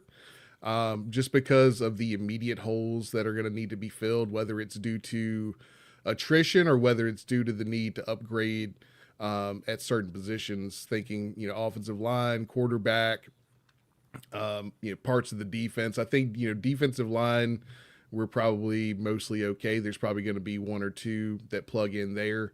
But a lot of these other spots, linebacker, safety, cornerback, offensive line, quarterback, that's where we're going to need to address the most. Brian Seigla joined us from the Boundary Corner podcast. And is tonight the night you guys go live? Tonight is the night. Yeah, we're going live tonight. We are going to focus mostly on the UVA game and kind of talking through, what this coaching staff may look like as far as the rest of the staff filling out, and touch a little bit on some of the guys that we've got in the gate here. But I think we're going to save a little bit more of that for next week once we get all those. The final roster in as far as this class is concerned, unofficially after that early signing day. Well, let's touch on Saturday. It was disappointing on so many levels. I thought for sure, we know we're going to see just a terrific effort and they're going to play hard. It was by far the worst performance of a Philip Montgomery coach team in any game against the rival, chance to spoil their whole season. And they had no fight whatsoever. What were your thoughts when you watched that game? I mean, that was dominance really from beginning to end by that UVA defense. Yeah, they had a good game plan to slow down the run out the gate. You could see that.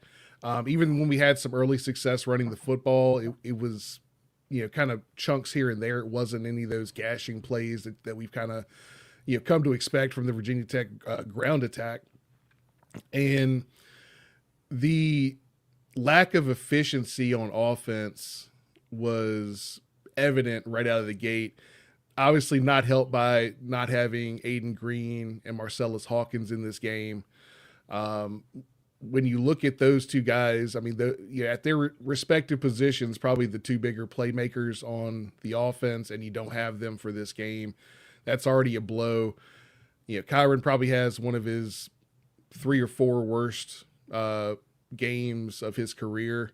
If not for a decent ball to Snook Peterkin that took it to the house there, probably going to be a atrocious day throwing the football yardage wise. So it was really just a bad performance across the board. Defense just felt like they could not get off the field.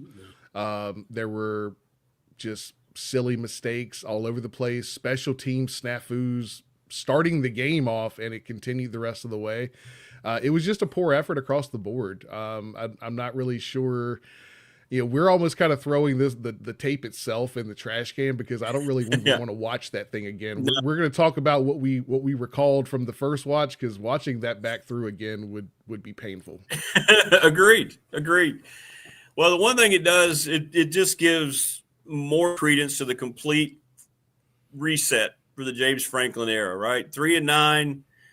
Anything he does next year is going to be better. I mean, it's going to be nothing but positive vibes. And I think that's added to a lot of the reaction text fan about everything that Franklin's doing, because everything's been so bad for the last 7-8 years. And it gives everybody new hope, and everybody has a right to be excited, because Tech fans, you and I've talked about it, as much as they've committed to this program and stayed with them, they deserve to have this feeling now. They can just kind of, like you said, don't watch the game film. Don't watch anything anymore about 2025 and just focus on the future. We're going to crumple it up. We're going to throw it in the trash, and we're going to start this thing new. And I think for at least this first 8 or 9 months, it should be nothing but positive vibes. And we'll see once they lace them up next year whether all of that turns into a lot better in the win-loss column for the Hokies in 2026. Well, Brian, before I let you go, I mean, we've talked about it. Now it's official. Bob Chesney to UCLA. I mean, my guy from the Big Ten kept telling me that was going to happen. I kept saying, no, it's not. Why would he do that? And sure enough, man, he's going to be the new coach in Westwood. I hope it works out for him. Maybe he knows something that we don't. As a guy who's followed UCLA most of his life, I'm telling you, that place is a dumpster fire. Is that where you thought he would end up? I thought he was going to be on Penn State's kind of like B tier. That was kind of what I was expecting, is that if things didn't go well with some of their A tier candidates, that he would kind of be in that B tier. But UCLA is interesting just because structurally they're probably worse off than we were before this influx. There's no question. Capital. No question. So, structurally they have a lot of problems. So it's going to be interesting to navigate those for him. Yeah. Well, brother, listen, great stuff. Let everybody know again where they can find you. I know you have it on multiple platforms to see the great conversation that you guys have on the Boundary Corner. Yeah, on Instagram, we're at Boundary Corner VT. On X Twitter, we are at Boundary Corner. And for all of the old episodes out there and all the other fun stuff we've got, it's boundarycornervt.com. So go check us out. All right, we will do that. Everybody check them out. And hang in there, brother. We're thinking about you, man. And you got our support here on the program. I appreciate you, Rick. Thank you very much for having me again. Yeah, always, brother. Have fun tonight. That'll be appreciate great. You. It'll be great. Bye. Yep, Ryan Seigla. Good stuff. And like you said, wait until next week. More recruits will come over the next week or so, and then you have them all there, and you can kind of break down why it's good, and what it looks like going forward. Good stuff. He's good, man. Good. Seigla is. They do a great job. They have a lot of fun, and those guys know what they're talking about. I mean, they're fans, but they're honest, and that's very, very cool. To get that kind of honesty, as opposed to just blind rah-rah all the time. See, you're bitter. I used to have debates. People would say, well, you're not a fan. You're criticizing your team. I think, no, that makes you a better fan. You got to look at it from both sides. Am I thrilled the Broncos are 10-2? Absolutely. You go in this league and go 10-2? Do I think they're a Super Bowl team? No. I mean, defensively, they are. but they got a lot of things they got to fix. I mean, you can look at it, and that mean you don't pull for your team. It means you're looking at it honest, like all of you have been during the ups and downs, mostly downs. Nobody's sitting here like you hope that they're going to win because you're a fan. But anyway, side note on Publix, Morris says, I've known a lot of people that work there. Publix care for their employees. Oh, very cool. Promote from within. Many store managers started as bag boys. That's awesome. It's good to hear. Well, I'm glad we're getting one here in our community, at least down there. You might think they would move the Blacksburg area, right? At some point. I mean, you get 40,000 new citizens every school year between Tech and Radford, right? So, Wayne, the first time you go to Publix, I'm going to come down. We're going to go shopping together. I want to share that experience with you. I'm immediately going to go to their meat section. Is it really? It's going right beside the Kroger. Ooh, that's bold. That's bold. Very, very bold. All right, so Mike Burnop's joined us at 8 as usual. I'm guessing he's already down in Columbia for the game tonight. Tech, South Carolina tonight. I think it's a 1-point spread. I think Tech will beat them. I saw South Carolina. 7 o'clock. It's on the SEC network, by the way, the ACC SEC Challenge. Hey, I'll be able to watch that tonight. I'm going to watch that. I'm going to check that out. See how they do after a rough finish in the Bahamas. We'll talk to Mike about that. Louise Baker's scheduled to join us here. I think we're giving away tickets today. Don't know really how yet, but we'll figure it out as we go.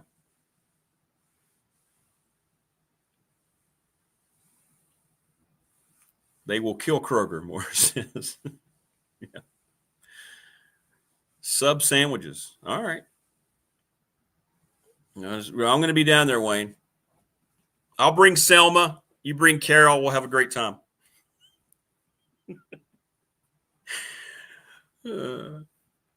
See me pushing a cart around with Selma Hayek in Publix. Wayne, now you have to figure out somehow a way to send me a picture of me and Selma shopping in Publix. Let's see you pull that off, Mr. Photoshop boy. Thunder says, bad news announcement yesterday. Mrs. Rose in Stanton will be closing. Good home-style meals. Is it just that they just decided to close it down, or they've been struggling? I hate to see mom-and-pop local establishments closing down. Wish somebody would buy it and keep it going. I bet it just sounds like a good place. Where are you having dinner, Mrs. Rose? I bet that was good. Italian double meat. Yes, have some.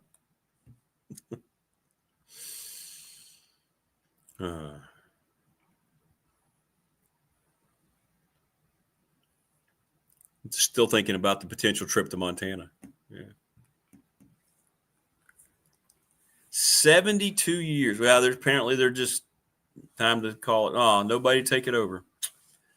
That's where you wish just somebody who's got a lot of money, board, want to keep that establishment around. Well, maybe it'll bounce back. Maybe they'll have a bounce back. Maybe that'll happen. Somebody will buy it out. Hit us up on our Professional Door Incorporated text line. By the way, if you want a BDST t-shirt, $20. Oh, by the way, Ryan, I got your text. I don't have the 3Xs in yet. They have been ordered, and I'll let you know.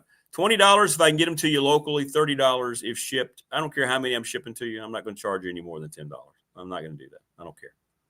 I'll eat the rest of it. Ready, Set, Fun. ReadySetFun.com with Bob Christ. Bob Christ 11. Let me make sure I get the email right. BobChrist11@gmail.com. They have text messages ready for you, and they want to help communities. They've helped a lot of teams and organizations raise money that they need. Find out how. ReadySetFun.com. Thanks, Bob. Thanks to Travis Williams, Professional Door Incorporated, commercial garage doors, family owned and operated for 38 years. Full staff now. Travis, great guy, and building on what his father created. It's awesome. National Bank member FDIC, the exclusive banking partner of this program, thanks to Larry Ramsey. 35 years I've been their bank. The attorney, Ryan Pry. I've got 12 answers. People are saying Duke. 8 of the 12 are saying Duke are going to beat UVA. That's our fan question of the week. 701 West Main Street in Radford. If you have trust and estate planning needs, Ryan is your guy. Little River Heating and Air, 1095 Radford Street in Christiansburg, 540-553-2971. Charles Lee, nobody does it better. Him and his crew, I'm just telling you. Don't hesitate to reach out. Go see him. They're right down here on Radford Road. Big Dog Sports Talk, presented every day by Pulaski County Sports and Entertainment. Thank you so much to Jonathan and Tim. And wait till you meet all the folks that are helping do all the great things there. That's coming. McClellan Chiropractic Clinic, Mark Hunley, right off of Peppers Ferry Road. Now, we're going to be heading out there here this month, here soon, very, very soon, to get the back cracking videoed with Mark. Might be some foul language, but that's okay. Carroll County, Pulaski. Boys basketball. Does that start tonight? High school basketball? Thanks. Thanks for that. Thanks, Derek. And family fencing. Thanks to Jason Green, our first ever sponsor on the program, providing all the facility comfort we need in our family fencing studios here in Ryder. 540-200-8294. Go see them. Give them a call. They're great at what they do. Do it now. Don't let winter be the deterrent, because they're not. They don't care. They just don't care. Moore says, if I don't get a seat on that charter, I'm going to piss, mode, cry, and lay on the floor, scream. Nothing else will happen. Oh, you're on the charter, Morris. When we head out to Robert's place in Montana, you're on the charter. Absolutely. Thunder says, anyway, both UVA and Duke lose? Yeah, technically. See, Duke can beat UVA, and then Duke loses by not being invited to the tournament. Go get your next vehicle at Harvey's GM, by the way, in Radford. Go see Brad Harvey. Holidays are coming up.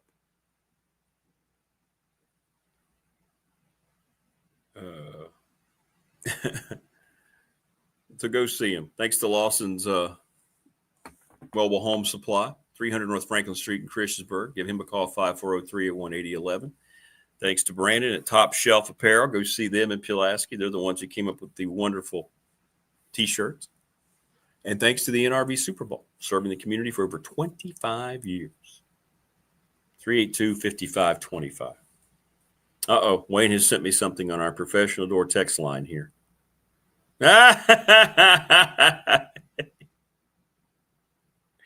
Wow, he's got me and Selma wearing matching shirts.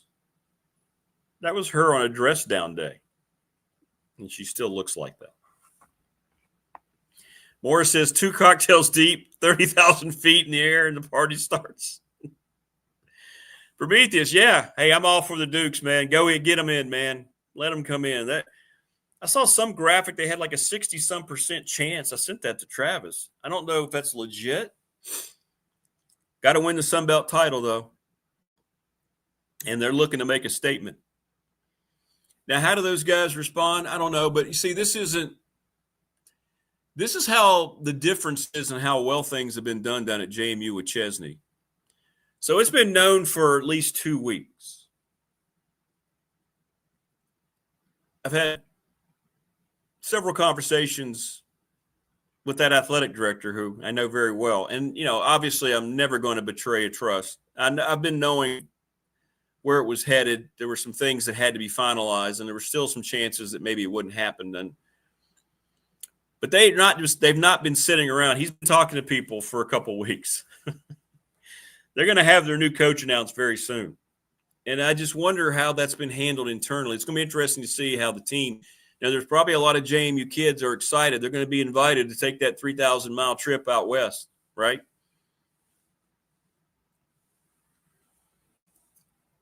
Exactly what Kurt Signetti did. I was told that none of those kids would go to Indiana, and sure enough, they have. You don't think kids want to go to L.A. maybe? A younger person? Now. But those kids, Yeah. Absolutely. Absolutely. By the way, no David Smith today. He is on his way. He's got a doctor's appointment, I think, at 8 o'clock. So he is not on today. If people want to know where David is, he'll be back. We're trying to work out a time later in the week. He's going to let me know. So that's why David is not on with us now. We miss you, David, you Hall of Famer. The doctor. Can you be at the doctor and do your segment? I guarantee the doctor would be more entertained by you talking about your segment than Mike Burnop comes up here at 8 o'clock. So, yeah, we got a lot going on here on the program.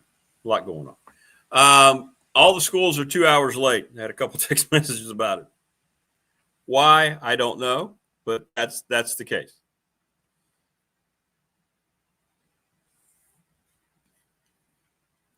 It's a good question. Patriots are 11-2. They have the best record. They won big again last night. Mike Vrabel is going to be the coach of the year. Are they the best team? I don't think so. Are the Broncos 10-2 the second best team? No. I thought the Rams were, and they laid an egg in Carolina. So I don't feel so bad about the Broncos' near miss. You know, the escape on Sunday night up in D.C.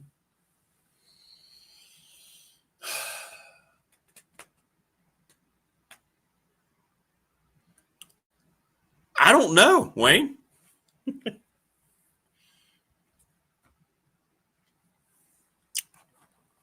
The Eagles are struggling, so right now they're not the best team.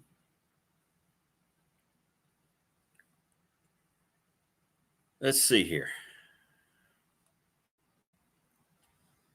Who could I honestly say is the best team? I mean, obviously, people are going to say, well, New England's won 11 games, and they're really good. I guess you'd have to go New England. That is a gaudy record. Denver and New England, the only teams in the league with double-digit wins. Prometheus says Cowboys. Bears have won 9 games, but they're not impressive at all. Philly is still leading the East. It's got to be New England. Well, I know our next person chiming in, our next guest, is going to say it is the Cowboys. There she is. Yeah. What's up, Louise Baker? You old Louise Baker supporting the program. How are you, dear? Happy post-Thanksgiving. Thank you. I have to tell you, I got a glare on my glasses. Hold on a minute. Yeah. We have a very clear lack of communication.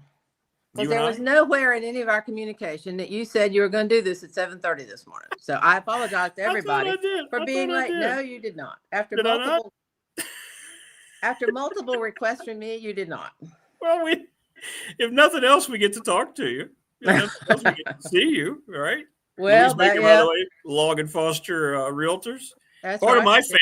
See, that's what happens in my family. I don't communicate, and you're part of the family. So there you go. Well, that's true. So much for that. So I had a challenge thing here. Now I got to go back and find it. Whoa. Yeah. Okay. There you go, Wayne. I like your second picture of some, but much better. Yeah. But anyway. How you been? Ready? By the way, how are you about the whole James Franklin thing? You got to be excited, right? What's the vibe with you? You know, people ask me, and I said, I'm cautiously optimistic. That's a great way to put it. Yes. No, I mean, the hype is good. I'm happy for the hype. It's good and positive. We'll see how signing day goes tomorrow, because there's a whole lot. You know, I'm in a business where there's a whole lot of talk, but until the name's on the dotted line, doesn't mean much. So I'm cautiously optimistic. I will tell you that I really thought hard about renewing football tickets because they've just gotten so expensive. Did they jack it up again? Did they really? Not that I can tell. But well, I like the outdoor club, and last year that went from $2,000 a seat to $2,500 a seat. So that was jacking it up last year to sit in an outdoor club. Yeah. You know, but have access to the indoor facility there. Sure. So I've renewed men's basketball. I've renewed women's basketball. I'm probably going to renew football again because I'm going to give him one more chance and see and support what they're trying to do. But I'll tell you, it's been difficult. It's been difficult. Well, I get it. I understand. Is James Franklin called you yet to help him find his new home? He has not. No. I expect he may be on a rental for a while just to see how this gig's going to work. How's the market doing, by the way? Update people. You're always out. You know, there's nobody better at what they do than you. How are things? You know, they've really been slow this fall. And I think buyers are cautious. You know, interest rates are still a little bit high. They've come down a little bit, somewhere in the 6.5% to range or so. There's not a lot of great inventory right now. The surprising thing is average sales price for Christiansburg, Virginia, is $381,000. Wow. Yeah, wow. And this is MLS information from October. The average sales price for Blacksburg, Virginia, is $580,000. Oh my goodness gracious! So average. That's average, yeah. So that puts a whole lot of people out of the market. That, you know, if you're going to be here 3 to 5 years, that's probably worth it to spend it. But then on the other side, the other option is to rent. And there was a really interesting program at Blacksburg Sports Club the other day that John Byer with Townside Property Management put on. The average room rate for a student right now is between $1,000 and $1,100 per bedroom in Blacksburg. Wow. Jeez. You know, that to me is big money. Yeah. Why? How can there be that much of a discrepancy between two places that are like 3 miles apart? Christiansburg, that's what's wild to me. The $200,000 average difference. Wow. It's demand. It's demand. It's an interesting element of the market. There are people who must have that Blacksburg address. It's like they just don't want the Christiansburg address for whatever reason. They just need that Blacksburg address. Yeah, Virginia Tech. Yeah, Prometheus is probably right too. That's the biggest thing. Well, you and I it's not that much of a difference to drive. Yeah. But we are finding, though, that's one of the things that's driven up the sales price in Christiansburg. So it's because it is so much closer. It's interesting now how much Pulaski and Pembroke and Giles markets have jacked because people are willing to travel a little bit more if they can get something that better in their price range. So it's an interesting time. It is an interesting time. Well, if anybody needs any help, you got to call Louise Baker, Long and Foster Realtors. Call me. Here you go. Look, we're going to put your little banner up there now, too. We will with Mike, too. 320-382. And I say this sincerely. Louise, people say I mean it. She is part of our family. Louise helped us out through a very tough time when my mom passed, and we didn't have a clue what the heck to do. And she guided us through it, all the ups and downs, and couldn't have made it without you. Just saying it. I mean, seriously. Seriously. And I know how much you care about all your customers. So. Well, I'm glad we were able to pull it together for you because we hit a rough patch, a time or two. We did. No fault of our own. No. You know, you make the best decisions you can with the information you have, and sometimes it doesn't work. So we do the best we can. You did. You learned. You taught me a whole lot about the whole industry. I had no idea. I'm still learning. It's kind of cool. So anyway. And you, speaking of Miss Community Louise Baker in Long and Foster, she's always giving back to the community here on this program in particular. And you're once again being awesome with your tickets. You've got tickets to give away. I do. I think it's an interesting time for the girls basketball. And I did a little bit of research. Thursday night, 2 days from now, is the SEC ACC Challenge, basketball. The men's is tonight because they go to South Carolina. The women's is Thursday night, and they're in Blacksburg. And so I was doing a little bit of research for our question for your listeners. I have 4-pack. Oh, wow. Yeah, so I've got 4. It's a family 4-pack for the game Thursday night. Oh, wow. Florida. Yeah, that's big. Against Florida. The tip-off is 5:00. So you'll have to factor that in trying to decide if this is good for you. I can print them, and you can certainly pick them up at my Blacksburg office, or I can send them electronically. I have the tickets on the phone. So if you have an Apple or you have Google, Apple Wallet, Google, I'm not sure what they use, but we can send them electronically. So and that's a 5 o'clock game, by the way. 5 o'clock. That's weird. 5 o'clock game. Yeah, on Thursday at Castle. Yeah. All right. So a little bit of background. The SEC, Southeast Conference, and the ACC, Atlantic Coast. Actually, this challenge didn't come about until 2023. So it's relatively recent. Before that, they had ACC Big 10, right, and then the Big 12. And so they changed all of that. This one's much better. This one's much better. Yeah. I like this one better. So this format in 2023 is the first time. So it was interesting. And this is strictly on the women's side. Yes. The very first game in 2023, it was a tie, 7-7 between ACC and SEC. Split right down the middle. Yeah, right down the middle. Then in 24, the SEC had more wins. They had 14 wins out of the games that they played. So they stepped it up some. So let me go back here and see what my question was based on. Okay. Yep. And this was in 24. And this included all the ones that came in new to the ACC. It included the Mustangs, the Cardinals, all that. So of all of the ACC teams that played on the women's side, there are only 2 teams that won 2 games. They played 2 games each. And so there's only 2 teams that won. So if you can tell us what those 2 teams were, and one of them was not Virginia Tech. So the challenge is greater to you to figure out the 2 ACC teams that each won 2 games in 2024.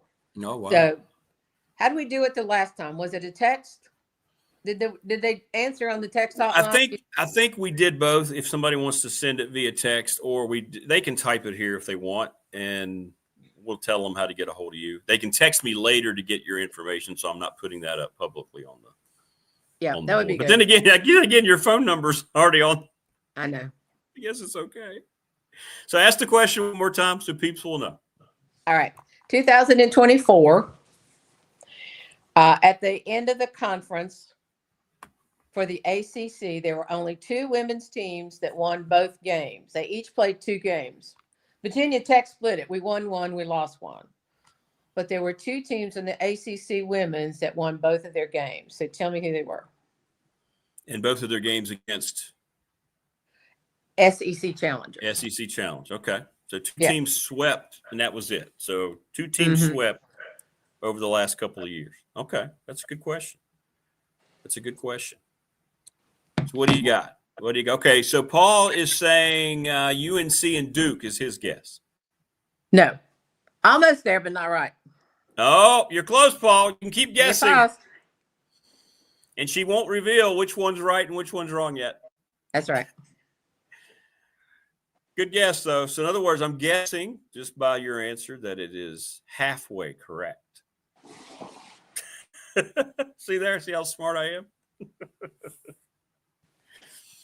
Hit us up here on the chat room to get those tickets for Thursday. That's a big game. Florida's 8-1. You get out of there early. That's cool, right? You get over there after work, leave work early, check out the ladies.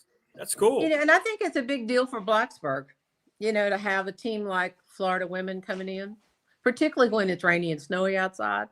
That might help. Okay, so you just sent me the answer, and I didn't know that. Wow. So, Paul, you're wrong on both fronts. But you're right. I see what you're saying, why it's close, at least half of them. So which 2 teams won their 2 games against the SEC the last couple of years in the SEC Women's Challenge? Why don't we tell Paul which one he won, and then they can figure out the second one? Well, according to you, he didn't get either one of them right. Oh, what did he say? What did he say? He said UNC and Duke. Oh, sorry. I heard Duke. I didn't hear. No, you're right. He's wrong. He's wrong on both of them. He's wrong on both of them. Just think about the strong women's programs, the big games that Tech had during the Final Four year in the ACC. Both of them actually were huge contests. I think both were nationally televised, weren't they? In Kitley's final year. Yeah, I think you're right. Pretty sure. I think both were big crowds and nationally televised games. I'll give you a little bit. Yeah, I'll give you a little hint. One of them was where Megan Duffy played her college school. Okay, so one of them is where Megan Duffy played. Right. I know that one.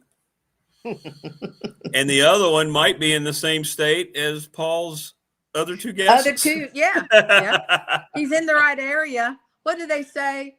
It's the right church, wrong pew. Right church, wrong pew. So he's in the same. Pew. He's in the right state, but.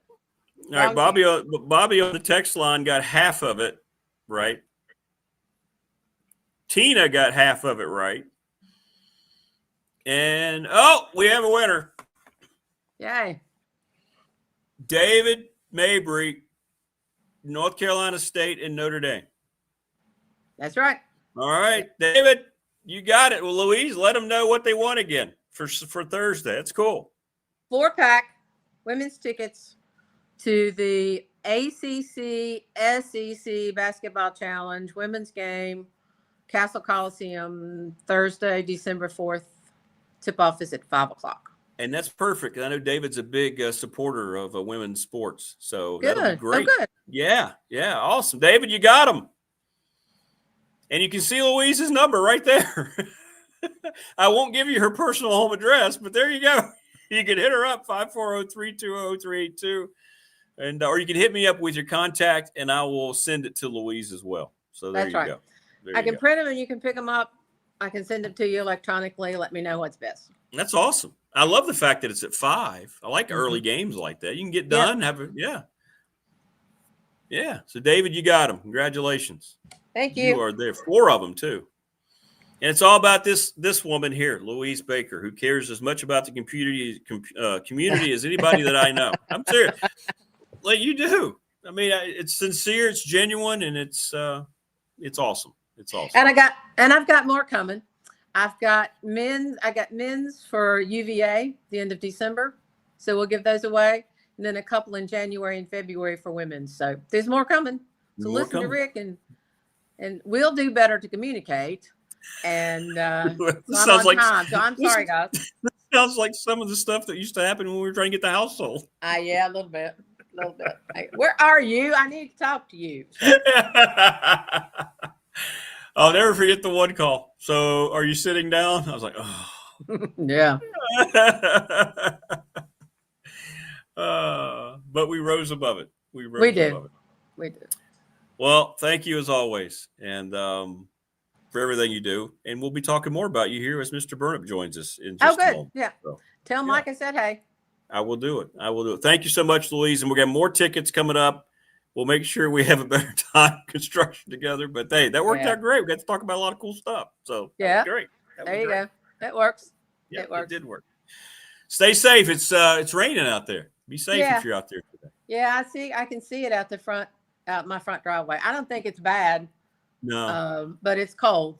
It's cold. Temperature is 36, so it's hovering around. Yeah. But it's supposed to warm up during the day, so that'll be good. Bad stuff weather. Yeah. So David, you can hit me up and I can get you Louise's info. Either way, we'll hook you up. You can hit me up, message me with your phone, and I'll send it to Louise and vice versa. Yeah, that sounds good. All right. Thank you so much, dear. Have a great day. Be safe, guys. All right. Be good. Thanks, Louise. Very good. Bye. Louise Baker, ladies and gentlemen. How great was that? It was great. Congratulations, David. And thanks, everybody who sent your answers via the text line. And now I got to send Burnop his invite here. I'm a little slower today. That was great. Always great talking to Louise. Boom. Okay, there we go. It is raining pretty steadily. Again, I don't see any ice. It's a cold rain. Schools are 2 hours late. All right, TLB, this is good stuff. I love it from our listeners. Mary Draper Ingalls finished her long way home journey in Giles. People have been talking about how beautiful Giles is beautiful. We had farm area out in Giles, over in Eggleston. Entering at Glen Lynn, being discovered by 2 men in a field after climbing the cliffs at Palisades. Really? That's cool. I did not know that. Good stuff. What's up, Randy? Lou Sassel. No, I don't remember Lou Sassel. So, David, just message me and I'll get you connected with the Louise and y'all can get together before Thursday. Florida at 8-1. Pretty cool. So, yeah. Be sure to check out the Boundary Corner podcast tonight. Great to see Brian. Sherry says ice on her car. Okay, and trees when she left. So some of the other surfaces are freezing up. Thank you, Sherry. That's good to get information because, we can't tell what else is happening. Here it's just a cold rain like Louise just talked about. Very, very cool. Well, be safe, Sherry. Be safe. That was my test this morning, actually, was the ice on the vehicle. Because usually that's pretty easy. If you feel ice, that it's, But it didn't happen here.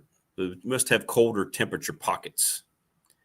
Adam Harmon, Southwest Virginia, says one of his ancestors was one of the ones that made that journey into jobs. Very cool, guys. Awesome. It's always very cool. We're joined by our next guest, and there he is, Mike Burnop, joining us on the program. Mike, be on the call for the Hokies and the Gamecocks. What's up, brother? How are you? I'm doing okay, Rick. How about you? I heard it's snowing up there. Yeah, we got rain. Well, not here, but apparently there's ice in certain areas. We got some, it's cold, but we've just got rain here in Reiner. I think there's like a light ice glazing. All the schools are delayed. So are they? Yeah, it's raining here too. It's kind of yucky outside and probably a little bit warmer, though, than it is up there.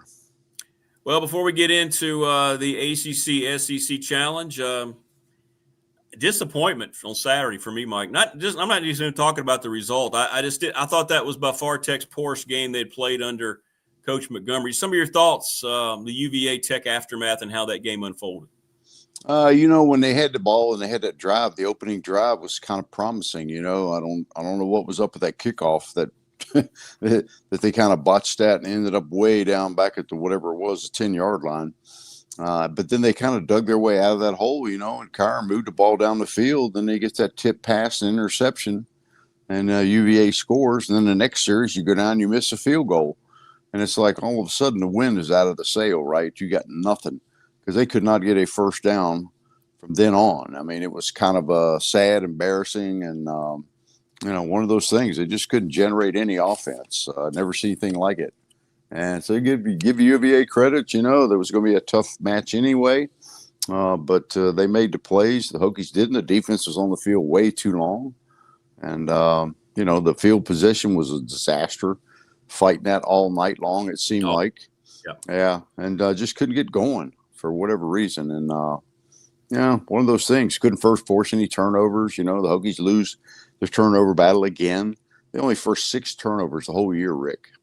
And that's just not enough. You got to score more than 7 points if you're going to beat a team like UVA. So, yeah, one of those things that's over with, and let them enjoy their victory in the Commonwealth Cup because I think things will be a lot different next year. I mean, let me tell you, I'll say this too. How in the world does a team get 56 seniors? I mean, you think about the payroll they had. I've never seen anything like that. I mean, you might have 20, 25, 30, 56 seniors. Was that just guys that just hung out and just played just stayed on there the whole time that they were there, I guess? Plus with who they added from the portal, right? I guess it adds up pretty quickly. Well, you can't only have but so many on your roster, right? So, that's strange. Yeah, that's a lot. That's a whole bunch. And they had the money, they spent it, they got great players, and they got the job done. So, and you think all the opt-outs and the defense takes a lot of criticism and whatnot, but they were on the field way too long. At one point, I think the Hokies had 39 snaps and UVA had 59 at one point. So the defense kind of got worn down, but you think all the opt-outs on the defense, guys that just left, and, you get a pass break up against NC State, it gets, and you win that game on 4th down, and then what happens? That player that breaks up the pass is gone the next day. I mean, you can't make it up. That's true. What's happened to this team this year? That's a great point. Yeah, I mean, so many guys just opted out or went to the portal or decided to redshirt, and the numbers were down, and give those young kids credit. They battled and they tried and did their best they could. And it was a learning experience, and they'll be better for it. But it was a tough one for sure. Mike Burnop joining us here on the program from Columbia. His appearance brought to you by Louise Baker. We just spoke to Louise.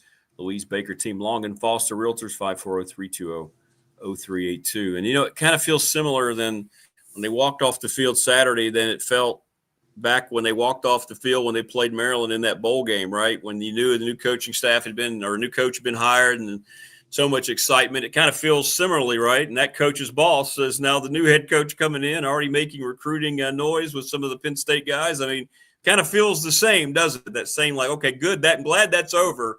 Now it's time to move forward. Yeah, I mean, it was a little bit similar to that. Although, when you go to that Maryland game, so many guys opted out and didn't even play in the game. I mean, you're down to your like third, fourth quarterback. I mean, that was a sad operation. Yeah. But yeah, one of those things. And James Franklin's got some tape to evaluate, and we'll see what happens. But I do know he's done a great job recruiting in these couple of weeks, and signing day is tomorrow, so we'll see how that pans out. But they got a lot of areas to get better in and get better quick. And the other thing that was disappointing to me, in terms of for Virginia, how do you not sell that game off with everything they got playing for? They don't sell it out. To me, that was kind of disappointing and crazy for them. I mean, they announced the crowd at 55 or something. There's no way there were that many people there. The hill was half full. The upper bleachers were very spotty. Wow. And that was kind of crazy too, that they couldn't, for everything they had to play for, they couldn't sell it out. It makes no sense. And they did that. That happened when Florida State, they had the nationally televised game, right? I mean, people were like, wow, this is not the atmosphere that they wanted or they thought was going to happen. And yeah, it's very strange, isn't it, that they can't even get people. And that's a smaller stadium, right? So, yeah. And then, now you got to play Duke again. I mean, the whole ACC is so screwed up that something like that can happen. If Duke wins this game, I mean, you're not going to get a key team in the playoff possibly. I mean, it's nuts. You got to change that system. UVA didn't play to the 2, 3, 4, and 5 best teams in the league, and here they are sitting there going to the playoff. I mean, I'm sure that was a great sell of tickets, right, for Charlotte. Well, that's true too. This is true. I mean, Duke can't sell out a home game, much less going to Charlotte. Now, come on. Boy, how much would that set the league back? I think that's what's going to happen. If Duke wins that game, the ACC won't be represented, probably, right? Yeah. Or maybe Miami gets. I don't know what's going to happen. They're going to have to change the rules. I mean, that whole system with the tiebreakers and all that crap is going to have to get changed, because you just can't do that. I mean, you got to have a higher ranked team, or at least a ranked team, to be able to get into the playoff game or something. I mean, it's just not a pretty picture. The whole landscape of college football is just kind of messed up. Oh, it really is. It's sad to see. It's the people that got the money get the best players, and I mean, it's just crazy. And then ESPN rose to a new low. This whole Lane Kiffin coverage, and it's been nauseating, almost laughable. They spend all that time on one guy who's not even that whole story and the whole thing around all that, it just shows you this thing's kind of become like wrestling. It's kind of become like the WWE, just in terms of its marketing and that was weird. That was weird what they did this weekend. The whole thing with Kiffin was weird. But then again, they're in bed with that league so much, it makes perfect sense as well. So. Well, that'd be a good conversation to have with Marty Smith one time, right? Yeah. I felt bad for him. I felt bad for him, man, being stuck in that. That had to be terrible. I mean, yeah. I know, what a mess, hot mess. But I bet JMU, their coach going to UCLA, that's a pretty good gig. Blows me away, though. I'm glad for him. I know that's been in the works for a couple of weeks, but I mean, that's a place that's not been serious about big time football. Even when they joined the Big Ten, he must have been given some kind. I know they have a big NIL budget. They did announce that from donors, but man, oh man, that's going to be a huge renovation project out there for him, isn't it? Wow. Yeah, it will. You mentioned that it had been in the works for a couple of weeks. I mean, just think of all the announcements that got made Sunday, right? I mean, that stuff just didn't happen overnight. No. That stuff was in the works, and it's all the more important for like Virginia Tech to nail Franklin down, right? Get him in the house, signed, sealed, and delivered. So just look at the progress he's made in the 2 weeks that he's been here. and the recruits that he has flipped, and the recruits they had on campus, and who knows what's going to happen when the portal opens. I mean, they're going to get more of them. So, yeah, it's going to be kind of fun to watch this thing develop. Yeah, it is. Mike Burnop joining us on the program from Columbia. His appearance brought to you by the Louise Baker team, Long and Foster. She gave away more tickets today. That just shows you we talk about Louise being community-oriented, Mike, and helping give it back to the community like she did today, man. That's who she is. That's awesome. That's great. Love Louise and everything she's done. She's been a great Hokie for so many years. Yeah, just appreciate all that she does, and hope I'll see her at some basketball game here coming up. It's almost impossible at a football game to see her, but basketball a little bit more accessible down there on courtside. Well, let's segue right into that, Mike, the basketball team. First of all, I kept thinking about your travel. As I was watching the Colorado State game, I'm like, all right, so Mike said this is the game they got to win, or he's in trouble travel-wise. Sure enough, they pulled it out. So were you able to get out okay? I know you were at the game Saturday, but how did all that go? I like to hear how your exit plans went from your previous stop getting to the next one. Well, you can't make it up, number one. Uh-oh. Here we go. So the one day we got a couple hours after the game because we played at 10:30 in the morning on a Friday. We had a chance to get a little downtime out on the beach or whatever. Well, it was windy and cloudy, so you couldn't get any sun. So then we pack up and we decide to go. So we go out front with our luggage and say, the guys there, hey, do you want a cab? Do you want a limo? What do you want to do here? So Zach says, how much is this? How much is that? So we to make a long story short, we take a taxi.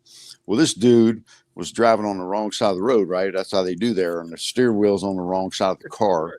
I mean, he's going through these back roads at like 30 miles an hour. And Zach said he almost got sick sitting in the back seat. So we get to the airport and we find out our flight's delayed. All right. So we sit there for an hour and a half trying to leave the Bahamas. Got through customs and everything easy. And we leave at like an hour and a half late to go to Richmond. And so we get to Richmond and the connection's like 15 minutes. So we're supposed to land in Miami at gate like 51, and it was a 20-minute walk to get to the next gate. Well, that wasn't going to happen. We'd never make it. So when we get there, they decided they're going to land at dock at gate 8, I think it was, and the flight was going to take out from gate 4. So we kind of got lucky. So we got off there and go to the gate, get on the plane. I think we were the last 2 to get on the plane. So we get to Richmond, and then we get a notice on our phone, your bags didn't make it. Oh. So we sit there and wait for the bag lady to come around. She says, I'll be right back. Well, like 40 minutes later, she comes back and she says, well, what we'll do is we'll just have to send them on the next flight. Well, okay. Well, what's the next flight? Well, it gets in to Richmond at 4:00 tomorrow afternoon. And we at the game. We're on the air at 5, right? Yeah. Yeah. Right. So, right. So I said, that's not going to work, sweetheart. She said, that's all we can do. We only put it on direct flights. And I said, well, why can't you put it on a flight that gets in at 10:30 in the morning, a connector? She says, well, they don't do that. Call this 800 number. She wasn't real helpful. And it was 1:00 in the morning, right? She's ready to go home. Sure. So then we called the 800 number and they said, well, that's the best we can do. Get it to your hotel at 4:00 and shuttle it on down from Richmond. We'll shuttle it back to the hotel. So I said, okay, well, that's what we got to do. So that's what happened. We got back and the bags were there. So they called Zach in the middle of we're on the pregame show, and they call Zach and say, hey, we're going to ship your baggage FedEx. It'll be to your house on Monday. No, that ain't working, honey. So finally I got somebody to drive it to Charlottesville. And then when we got back to the hotel at midnight, the luggage was there. So it didn't really help us much for the game, but fortunately we had packed a bag with warmer clothes in it because we didn't want to take it on the whole trip. So Mike Kelly bought that. Yeah, unreal. Well, at least now you're done with all that in terms of having to go from basketball to football for a while. So at least now you've just got basketball. Is Mike Burnop here joining us, courtesy of Louise Baker. Wow, unbelievable. Now, what would have happened? Yeah, go ahead. Yeah. Well, I was going to say this is the last road trip we got until after January. The rest of our games for the month of December are at home. So that's going to be kind of nice. Yeah, you can kind of take a deep breath and recover. Now, what would have happened if Colorado State had pulled that first game out? We were going to have to fly out Friday morning, go to the hotel and call the game off a monitor. Yeah. Yeah. We're going to fly up to DC and come back down and call it off a monitor at the hotel, the team hotel at the Omni. The old COVID broadcast. Yeah. Yeah. Yeah. Wow. And we barely won that game by 2, you know. Yeah, I know. They missed the 3 at the end. Oh, my gosh. I thought that was going in. I thought, oh, boy, here we go. What else can happen? Well, let's talk about this team now. Lessons learned. Back-to-back tough losses. Of course, Lawal's been out. First of all, how's he looking for the South Carolina game tonight? That's a game, you know, heck, we played them. We played South Carolina down there. They're okay. They have a totally new team from a year ago. But what do you think about the game tonight? You know, I don't know. You know, you look at them. First of all, I don't know about Toby. I guess we'll find out at shoot around because we didn't get back home till Sunday afternoon. And, you know, we haven't seen basketball much except last night. He looked fine last night, just looking at him. And he was supposed to be able to go. So I think he'll be okay. That's a big loss when you don't have your better rebounder and it's averaging a double-double. So that's definitely a loss. Not to say that we would have beat those other 2 teams. They were pretty good. St. Mary's is good. Yeah. VCU is good. But we'll see. You know, you look at the common opponent. The Hokies beat Charleston Southern 98-60 something, and South Carolina just beat them by 12. So not that matters much or tells you anything because the first half was pretty close. But, you know, I think the Hokies match up pretty well against them. I mean, they don't have a lot of big guys. South Carolina doesn't. And they don't rebound great. But we'll have to wait and see. They don't turn it over much. But the Hokies are going to have to play well. They had a promotion. I did read that in their notes. They got a promotion tonight. You can get a ticket for 67 cents. It was the 6-7 promo.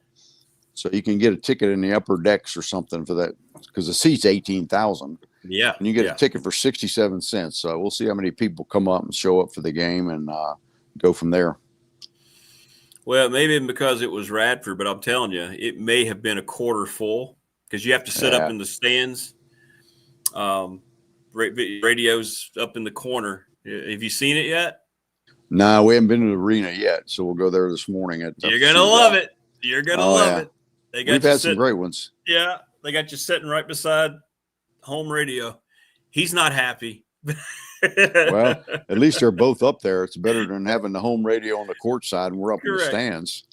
You'll be on the left. You'll have the engineer between you, and then they'll be on the right. And you're going to be up in the corner about half up. Man, it's a tough angle. It's a tough angle, especially the basket that's facing you. You just got to watch the trajectory of the ball in the bottom of the net because you lose it when the shot clock hides the ball. So that'll be fun. Yeah, 18,000 seats, and they can't give up 4 better ones than that. Yeah, exactly. They sold. Well, I got the whole thing. They sold 15 more court sides, right? So they eliminated about half of that press row. There's only like the TV people down there on that side. Yeah. Now. Well, you think that they could make something up somewhere? Correct. Put you in the middle so you could at least see everything. Yeah. Well, we've had worse views. We went to Baltimore and played Penn State last year up in that one game deal and I mean, you're talking about the worst view ever. We were up on the way up high in the concourse, and we were so far behind the basket, probably 50 yards behind the basket, trying to look down to the court. That was the worst ever. Why do they think that's acceptable? I don't understand. They don't care. They don't care. They don't care. They only care about what they're able to spend TV-wise, right? And what kind of money. Well, we'll see how it goes. And it'll be interesting to see. Mike Young, I know, had to be disappointed because he felt these games, you know, he told us here on the show, Mike, he's not looking at this as just trying to get better. He knows he has to get wins now to help later. And you're right. The competition's been great. That's only going to help them, though, don't you think, as they try to finish up the 2025 part of the schedule heading on a strong note heading into conference play. Yeah, I mean, they should be favored the rest of these games. I mean, until you get to the UVA game on New Year's Eve, right? And who knows what it'll be by then.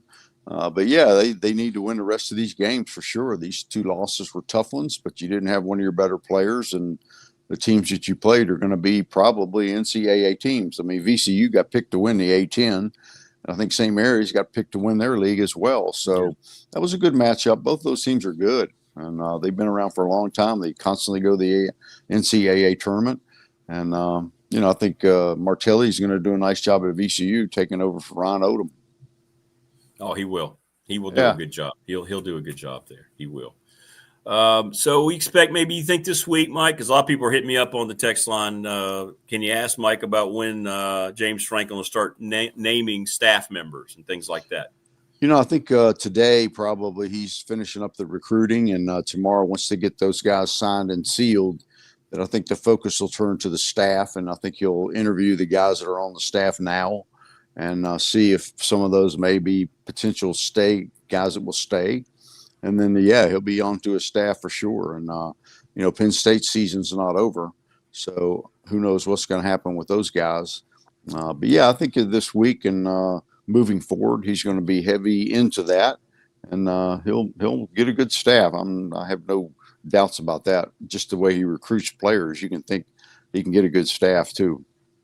Well, and that's good news to hear that potentially there's going to be some guys, from this staff that are going to be maybe retained. And I know a lot of people have been asking about that. So that's a good thing. Hopefully that will happen, right? Hopefully. Yeah, you just never know. I mean, all these coaches have their own people, they've been working with them for years and years. They feel comfortable around them. And, it just depends on what they're looking for. Do you want to keep somebody that was tied to the program that, wasn't doing very well the last few years or what? It's all up to the coach. So, and how comfortable they are. They want the best guys around them.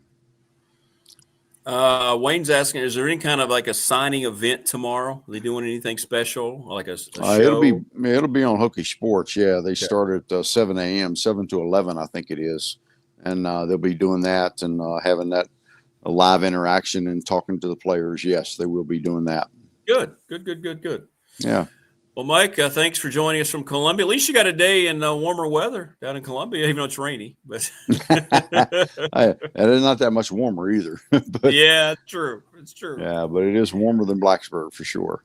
And you'll eat well. There's a lot of great places right around there. So a lot of great places. Yeah, that'd be good. Looking forward to the game, and hope I get to see Shane Beamer. Texted him yesterday. Said he might be able to come around. He's got player meetings today. He said from 8 to 3. But I don't know if I get a chance to catch up with him or not. Yeah. It's a lot going, a lot of smoke around him too right now. He's got to have a big 2026. There's no question. Yeah. No question. Yeah, no doubt. Well, Mike, thanks a lot. And thanks to Louise Baker. I know how much you think of Louise, and thanks for joining us on the road. And I'm sorry to hear about all your travel woes. I'm glad that's over. I'm glad it's over too. And I didn't see anything missing from the bag. So I think we're in good shape. I don't have to travel again until January. So that's awesome. That's right. All right, man. You'll be on the call. Pre-game at 6:30. You guys. So what time do you guys start tonight? 6:30 pregame, on the air at 7, and that'll be good because that's crazy too. When you go to these tournaments, Rick, you never know if you're not the first game, you're not going to start on time. And we had 1 hour pregame shows. At least one was, I think, an hour and 15 minutes. Because if you're the third game, I mean, everything is backed up. And so, we've had some extended pre-games down there, except for the last game, which we were the first game. Yeah. So it actually got started on time, but that's the way those things are too. And, it's tough playing 3 games in a row this early in the season because you don't even do that in tournament time. No. Most teams, you don't play 3 in a row unless you're winning. Right. And so this is that was a tough matchup for them, and I think they learned a lot from it, and they'll be better for it. But they clearly got to play better, defend better, and rebound better. No question. Well, we'll see how it unfolds tonight. Should be a good game. I think Tech will be good tonight. We'll see. Yeah, hope so. Yeah, feels like. All right, man. Let's play again. Tomorrow night, Southern Miss. Yeah, Southern Miss. Okay. Golden Eagles coming in to Dedmon. Awesome. Tomorrow night. It's just tough to get and you know how it is. It's tough to get a vibe on any of these teams because everybody's roster is brand new. That's nuts. I know. Yeah, that's the way it is. That's the way it is. All right, man. Well, safe travels. Have a great call tonight. All right, Rick. We'll talk to you next week. All right, bro. Take care. All right, see ya. Mike Burnop joining us on the program. Good stuff from Mike. His appearance brought to you by Louise Baker, the Louise Baker team, Long and Foster Realtors. Thanks to Louise. A lot of extended time for Louise today, and we've connected her with David. So there you go. Thanks, Louise, and thanks, David. So there you go, Wayne. They are doing a signing event online tomorrow for all the guys, and you expect to hear some more names today, right? That will come your way. Good stuff today. Love the history. TLB's got it down. He and Wayne talking about all the things going on in Giles. Native Americans already living in Giles County. European settlers first discovered the New River where the I-81 bridge crosses at exit 105. This is awesome. Yeah, that area, Giles County, it's stunning. It is. Like I said, we had a farm. I grew up. We had the farm at the house, but we had other land over in Eggleston, and we had another farm. Heavily wooded. We kept a lot of the cattle over there. A lot of fence fixing during those times, and driving through that area. And TLB, you might remember the family. We lived beside our land. We didn't ever live on that land. Luke Johnson was our neighbor over there in Eggleston. Great people, he and his family. Steve Chafin would come over and help us out on the farm, and we'd help him out. Good stuff. Oh, that's cool, Prometheus. So Prometheus played football with Greg Burnop back in '98. Sweet. Good stuff, man. Good stuff. Wayne's history was Patrick Swayze.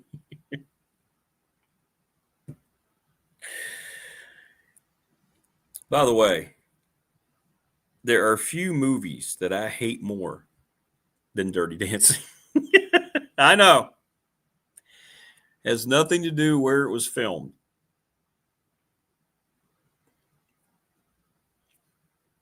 Ugh. Terrible movie.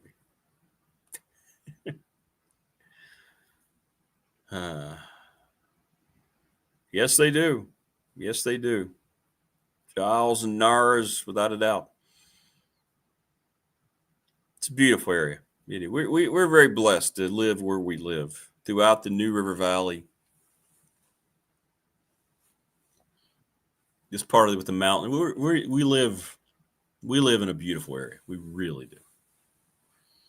That's why when we had Robert early, I think he's checked out now. But Robert, you're welcome anytime. There you go. TLB hates Dirty Dancing. Thank you. Oh, thank you. It's a terrible movie. Nobody wants watch Dirty Dancing. I don't know. Let me look, Prometheus. I have not looked. The ACC title game point spread. UVA by 3.5. So, okay. We shall see how that goes. 3.5. Could go either way. UVA beat them 34-17. Is that right, during the regular season? I think that's what the score was. Paul says, why? I had the time of my life, and I've never felt like this before. There's just so much high cheese in that movie. Oh, my Lord. Nobody puts baby in a corner. Baby?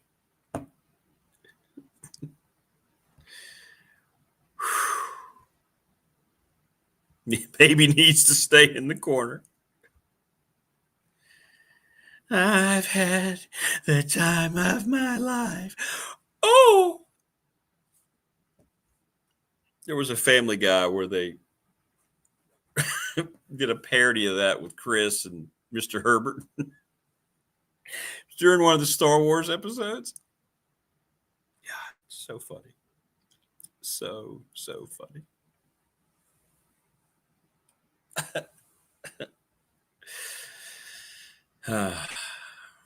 Wayne says, come on, Rick. It was our prom song. Was it really? It was your prom song?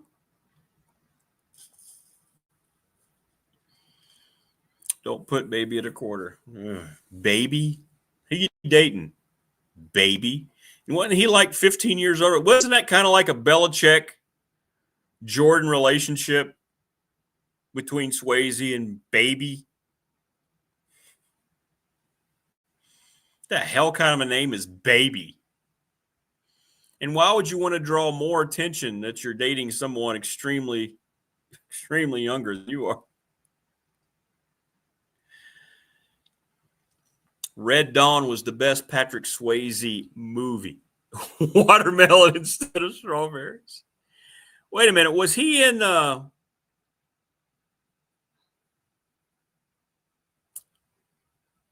don't think I like any Patrick Swayze movie. Let's see.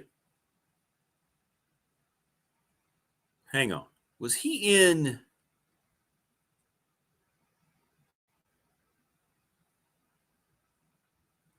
The Outsiders? No, I don't want it to be shopping. I want trying to look something up here before we head out. Thanks, by the way, everybody who. No, I don't want. Thank you. The Outsiders cast. Yeah, he was in The Outsiders. Now, that's a good movie. Matt Dillon, Ralph Macchio, C. Thomas Howell, Patrick Swayze, Rob Lowe, Tom Cruise, Emilio Estevez, Diane Lane. Hey.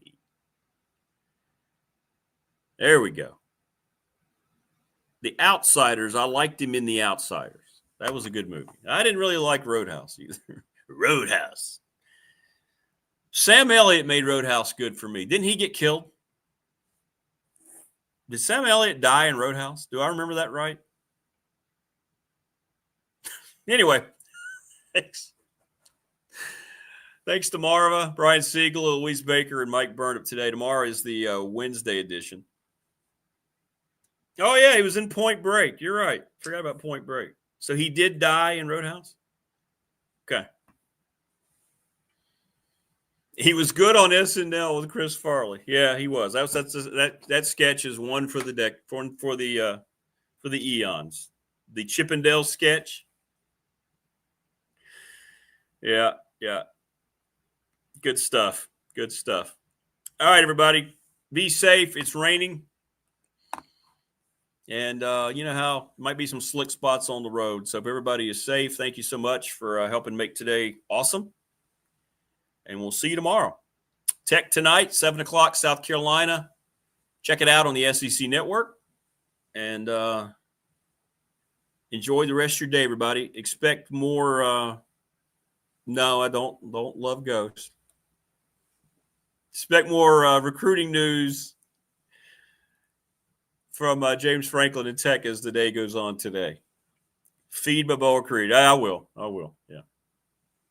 He's not around now. I'm sure he's dried off and he's sacked out somewhere. All right, everybody. We'll see you tomorrow. Thanks for watching. Remember, please like, subscribe, and share our channel content. Trying to make it to 1,000 here. And hit me up if you want a BDST t-shirt. $20 if I can get them to you locally. We'll see you tomorrow, everybody.